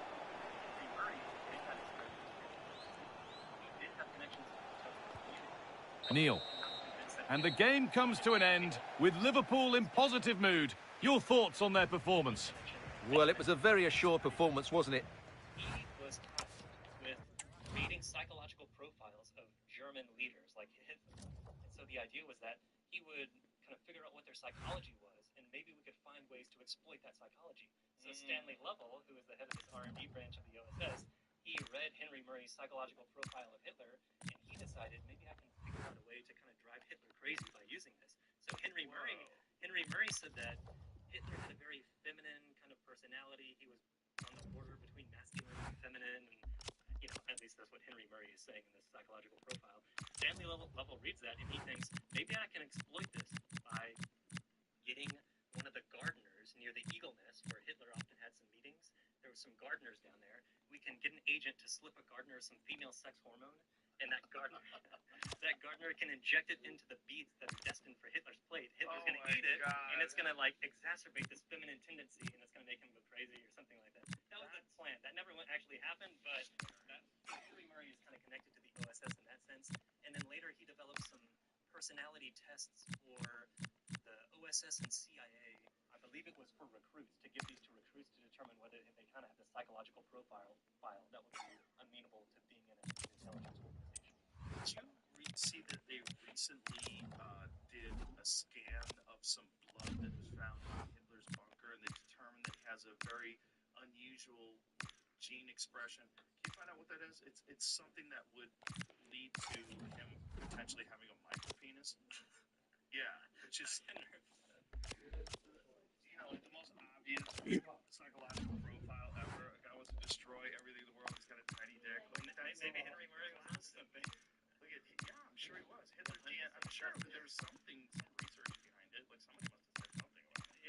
Yeah, I hadn't heard of that. I didn't know that. Hitler's DNA reveals Nazi leader likely had syndrome that can affect genitals. Researchers say, according to the Cleveland Clinic, the syndrome can disrupt the process that drives puberty and manifest in symptoms that include undescended testicles and the micropenis. Isn't that wild? Yeah. It just totally makes sense. Like, we should kill everyone with a micropenis. They're too dangerous. It is, maybe useful to be careful about correlation and causation. A lot of people probably have this, and it doesn't cause them to sweetest people out there. I'm just kidding. Obviously, there's like the nicest people out there that just happen to have a micropenis. Yeah. It actually But makes I couldn't really help sense. it, maybe his temperament, I don't know. Well, he was also on a bunch of drugs. He had a special doctor that just worked for him. Yeah, those videos of him at sporting events or whatever, he's like rocking back and forth. It's 1936 Olympics, just completely out of his mind on something. Have you read Norman Ohler's book, Blitz? Yes. I don't know if I've read the whole thing. I know I dipped into it. I can't remember. It's insane. Yeah. It's insane. Yeah, it is. The entire Nazi army was methed out of their minds. Yeah. And with these, there are a lot of LSD experiments after World War II within the CIA and MK Ultra, of course, but also Army LSD experiments that aren't really connected to MK Ultra, so I don't go into them that much in this book. But there are, the British are doing LSD experiments on their personnel. The U.S. military does too. And it's some of the stories that come out of it are very silly and really just insane. But there was one document I found that talks about how they were giving these two Army personnel, these two soldiers, LSD to see how they reacted to it. And so each of them took the LSD. They were in like a padded room, isolated with each other, so nobody else was there. And they started hallucinating. And one of them pretended to start smoking a cigarette. He didn't actually have a cigarette. He had nothing, but he just pretended to smoke a cigarette. And the other guy was off in his own world. And then the first guy, he reached into his pocket and took out an imaginary pack of cigarettes. He didn't actually have one. It was just an empty hand, but he was just hallucinating that there was one. And he reached it out to the other guy, basically to offer, hey, do you want a cigarette? And the other guy looked at it and he said, no, I couldn't take your last one. It was just an empty hand. There was nothing there. No, I couldn't take your last one. Shared hallucination or something. Wow. I mean, also back then, we didn't really know too much about that stuff, so they were kind of gathering information about what would happen if you gave someone LSD. Yep, that's kind of the motivation for MK Ultra in the first place. There are several motivating factors. One of them is, how do we get prisoners to speak during an interrogation? Maybe there is some kind of truth drug that can get them to tell us the secrets that we want to know. Another is, maybe we can use this to discredit individuals, like Fidel Castro. Let's say we dose him with LSD before a big speech. He appears to be crazy, and his people are going to lose trust in him because he's making nonsense. He's just talking gibberish. Is that proposed?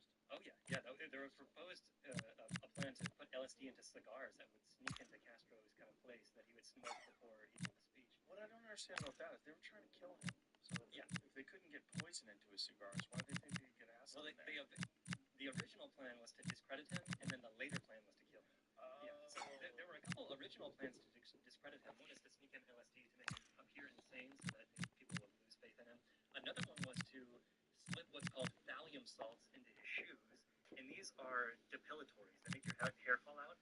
And so the idea was that, he's got this masculine allure with his big beard, but if we can slip these depilatories into his shoes and he puts them on, his beard's going to fall out, and like Samson, he's going to lose his power or something like that. That was the idea. So Sidney Gottlieb was kind of involved in some of these that I talk about in the book. Another one, so you have the LSD, you have the depilatory. Another one was to Photoshop images, basically, of Castro with a bunch of beautiful women around him and like a buffet of food in front of him, and to have a caption underneath it that said, "My ration is different," to indicate like I'm getting all the benefits of this the spoils of society while my people are going hungry. And so the idea was to spread this around Cuba and have people resent Castro for indulging in all these. Well, that one's actually reasonable. Yeah, right. A little bit more than the other. That one's probably the closest to accurate. Yeah. So those were attempts to discredit Castro, and then there were several attempts to assassinate him that Sidney Gottlieb and others involved kind of in this story do. So some of the main assassination attempts on Castro involved his hobby of ocean diving. So he liked to dive in the ocean. And one idea was that, what if we get this really beautiful shell that he would just be unable to pass up? Like, it would be so beautiful that if anyone swam by it, they would obviously want to pick it up. We packed the shell full of explosives and put it on, have some kind of trigger mechanism for when you pick it up that detonates the explosives. Right. So when he's underwater, he's going to swim by this, he's going to see this beautiful shell, he's going to pick it up, and it's going to explode. But it turns out they couldn't really shell big enough that would catch his interest, so that never happened. Another concept with his scuba diving hobby is that what if we gift him a scuba diving suit? There are people kind of negotiating for the return of the Bay of Pigs prisoners, so what if we get one of those lawyers to gift Castro a suit, and in that suit we would lace it with some kind of poison or some kind of fungus that would cause him to break out and develop some kind of disease. But it turns out the guy that they wanted to give him the suit had already given him a diving suit, and so it was like, oh, we can't use him anymore. Wow. And they were the people running it. Yeah. That was the best they could do. Yeah. But it's just the concept of not having any experience whatsoever in any studies about mind control, and just given this assignment, what do you know about mind control? What can we do? How much does it work? What did the Nazis learn during World War II? Because they did a lot of experiments, right? They're doing a lot of experiments, and it is, I mentioned the OSS is doing truth drug experiments. The Nazis are doing truth drug experiments in their concentration camps as well, and the British are doing some truth drug experiments during World War II as well. You can get the British ones online. Well, at least the post-World War II ones. Was it 1950s? You can watch. Have you seen the British LSD studies? Oh, you haven't seen it? No, I don't. Oh, it's wonderful. You should watch it. We'll watch it real quick because it's kind of hilarious. They start breaking out. They can't. They can't. Yeah. You have seen it? I think so. They can't the soldiers all in a concentrate. row, and Some of them they start laughing in the middle of doing their task. They just start laughing uncontrollable. And they sit down. Yeah. Well, during I mentioned those like THC acetate experiments during World War II. These guys, giant smiles on their face. Yeah. This guy's having a guard go. He might have been having a hunter or something. He had to be removed from the experiment after 35 minutes. Look at the radio operator trying to figure out how to work it. They're just so confused. And eventually they just start laying down and just laugh like these guys just can't. Yeah, and these THC experiments during World War that guy. For some of the people, they would give them this THC, they would smoke it through a cigarette, and some of the reactions it talked about was it made them just uncontrollably start laughing, and it put them in a good mood, and like some of the reactions were, oh yeah, I mean, they were just getting these people high, and they were reacting to this. It didn't make them tell the truth. No, of course not. It did actually make them talk more though, because they actually recorded these interviews, and they would count the number of words per minute that these people spoke, and it turns out after they smoked this, they would talk about like 40% more words per minute. But it's not that this guaranteed the truth. They would just stop it. They're talking about cartoons. Yeah, it's just, what other drugs did they experiment with? Did they experiment with amphetamines? Oh yeah. So I should mention that MK Ultra was broken into 149 sub-projects. So MK Ultra was the umbrella term, and within MK Ultra there were 149 sub-projects that were kind of farmed out to, in many cases, independent researchers who might be working at a hospital or a prison or a university or something like that. One of the main people who is running these studies is a guy named Harris Isbell at the Lexington narcotic farm. This is where drug addicts could go to get treatment for their addiction. Prisoners could go there as well. And whenever Sidney Gottlieb found a drug that he was interested in, he would basically just give it to Harris Isbell, who could try it out on these prisoners to see how they reacted, and then Isbell would write reports back to Gottlieb. So he tried psilocybin when that came out, LSD, but also stuff like, heroin. The CIA was particularly interested in heroin because if you can induce an addiction in a captured agent, let's say, then you can use that as leverage in interrogation, the withdrawal symptoms. So you get them addicted to heroin, and then use the withdrawal symptoms saying, well, if you tell us about this, maybe I'll give you the... So that was at least the concept. But there were dozens and dozens of different kinds of drugs they were testing just to see how people reacted to them, and if any of them could be used as a potential truth drug. The heroin one actually makes sense. I never thought of that. But one of the ironies as well about this experiment that I mentioned, Harris Isbell, and giving these prisoners all these drugs, the prisoners are in this place. It's called the narcotic farm because they're supposed to be getting off drugs. They're supposed to be curing them of their addiction. At the same time, they're giving them all these drugs to test them out, and then as a reward for participating in these trials, they had two options. Either they could get like a positive letter in the parole board and like $100 or something, or they could go to the drug bank window, stick out their arms, and they would get a needle full of heroin as a reward. So they were supposed to be getting off drugs, and yet you're incentivizing them to participate in these drug trials by giving them drugs.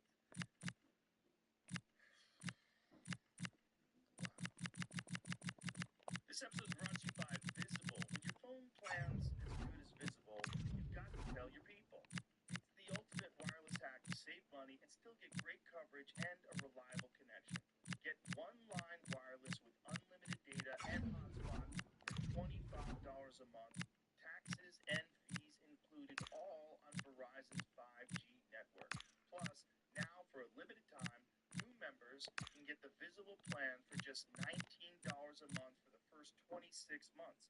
Use promo code SWITCH26 and save beyond the season. It's a deal so good, you're going to want to tell your people.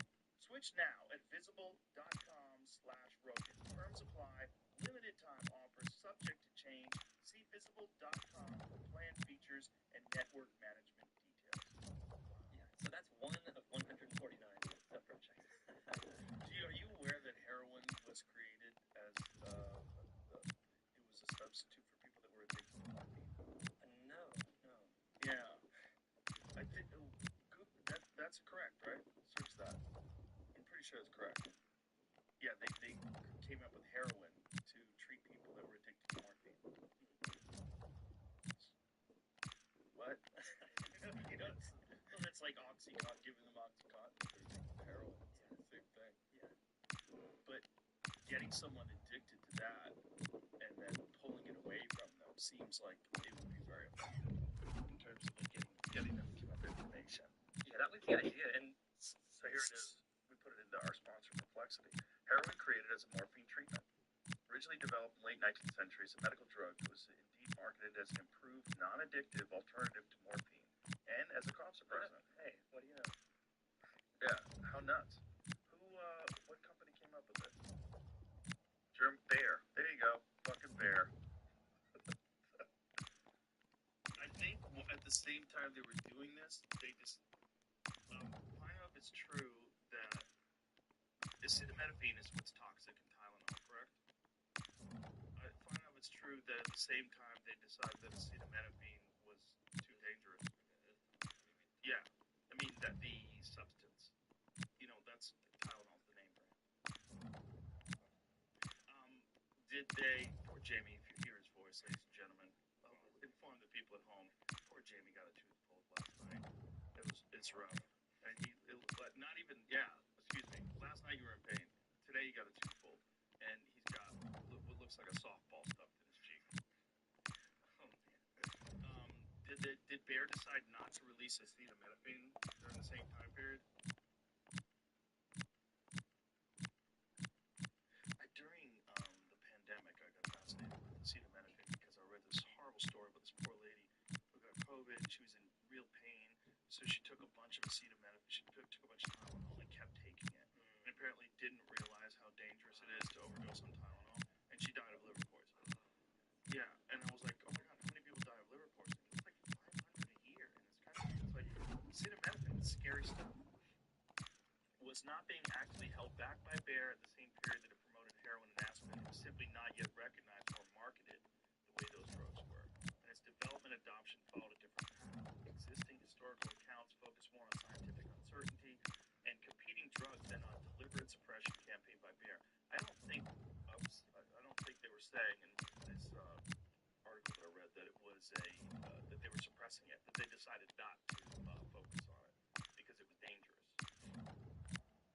Why acetaminophen last in early clinicians favored phenycetine and acetanilide. How does that work? Acetanilide.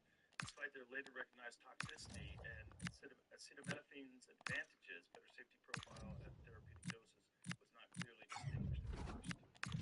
Okay. Anyway, well, we're getting off track. I was just going to say, one of the ironic things with some of these influencer subclasses, they're interested in finding these supposed truth drugs that could get someone to tell the truth during an interrogation. But it turns out even just the threat of giving someone a truth drug turned out to be a lot more effective than any drug that they actually tried out.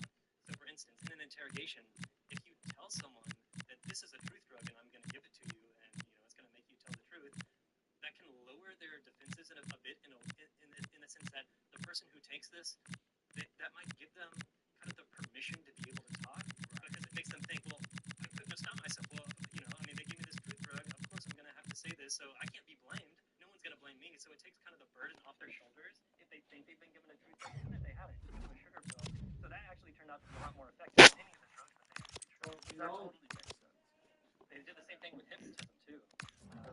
The hypnotism turned out to be not that effective, at least in an interrogation, but if you could convince someone that they had been hypnotized, even if they hadn't, then that could be effective. So, for instance, this is what a guy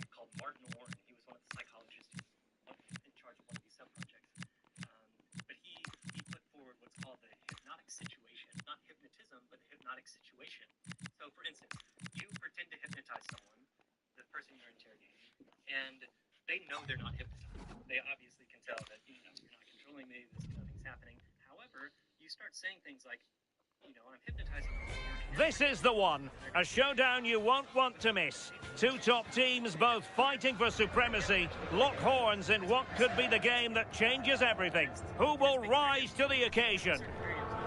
It's Leeds United. They face Liverpool, and it's coming up live on EA TV next. Well, hello, wherever you happen to be around the world. We find ourselves here in West Yorkshire at Elland Road in Leeds. It has been raining this evening.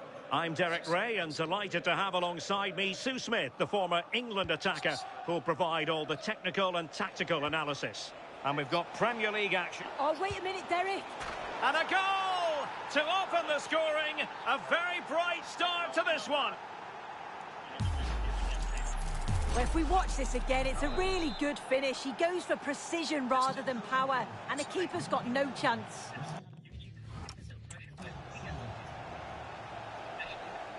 Biol. Well, made it look routine, but read it well. Yeah, no messing about there. And he's broken free. The game has been turned on its head. They have never stopped believing, and now they sense victory. So back underway with the lead standing at 2-0. Gudmundsson.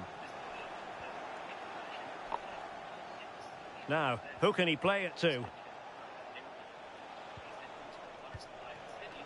Alexis McAllister. Here's Isak.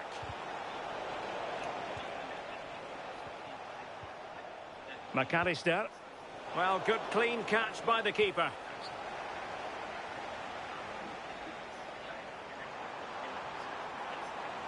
Liverpool doing well to win back possession. Could be troublesome.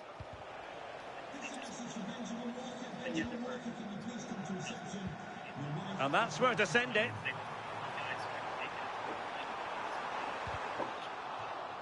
Throw in for Leeds United. Brendan Aronson. Anton Stach.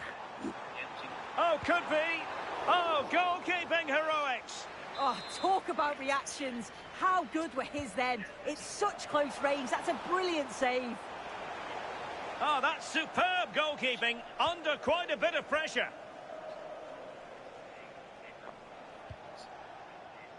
Good through ball.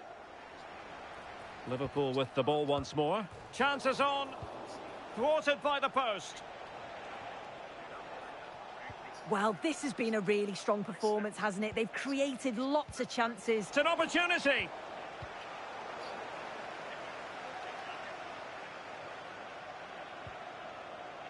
Oh, it might be. Real defensive resilience.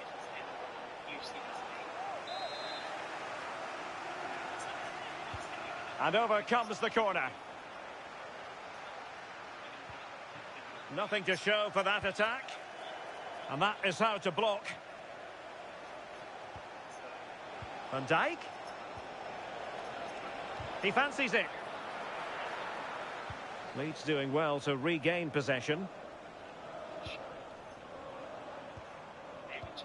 Longstaff. On the offensive.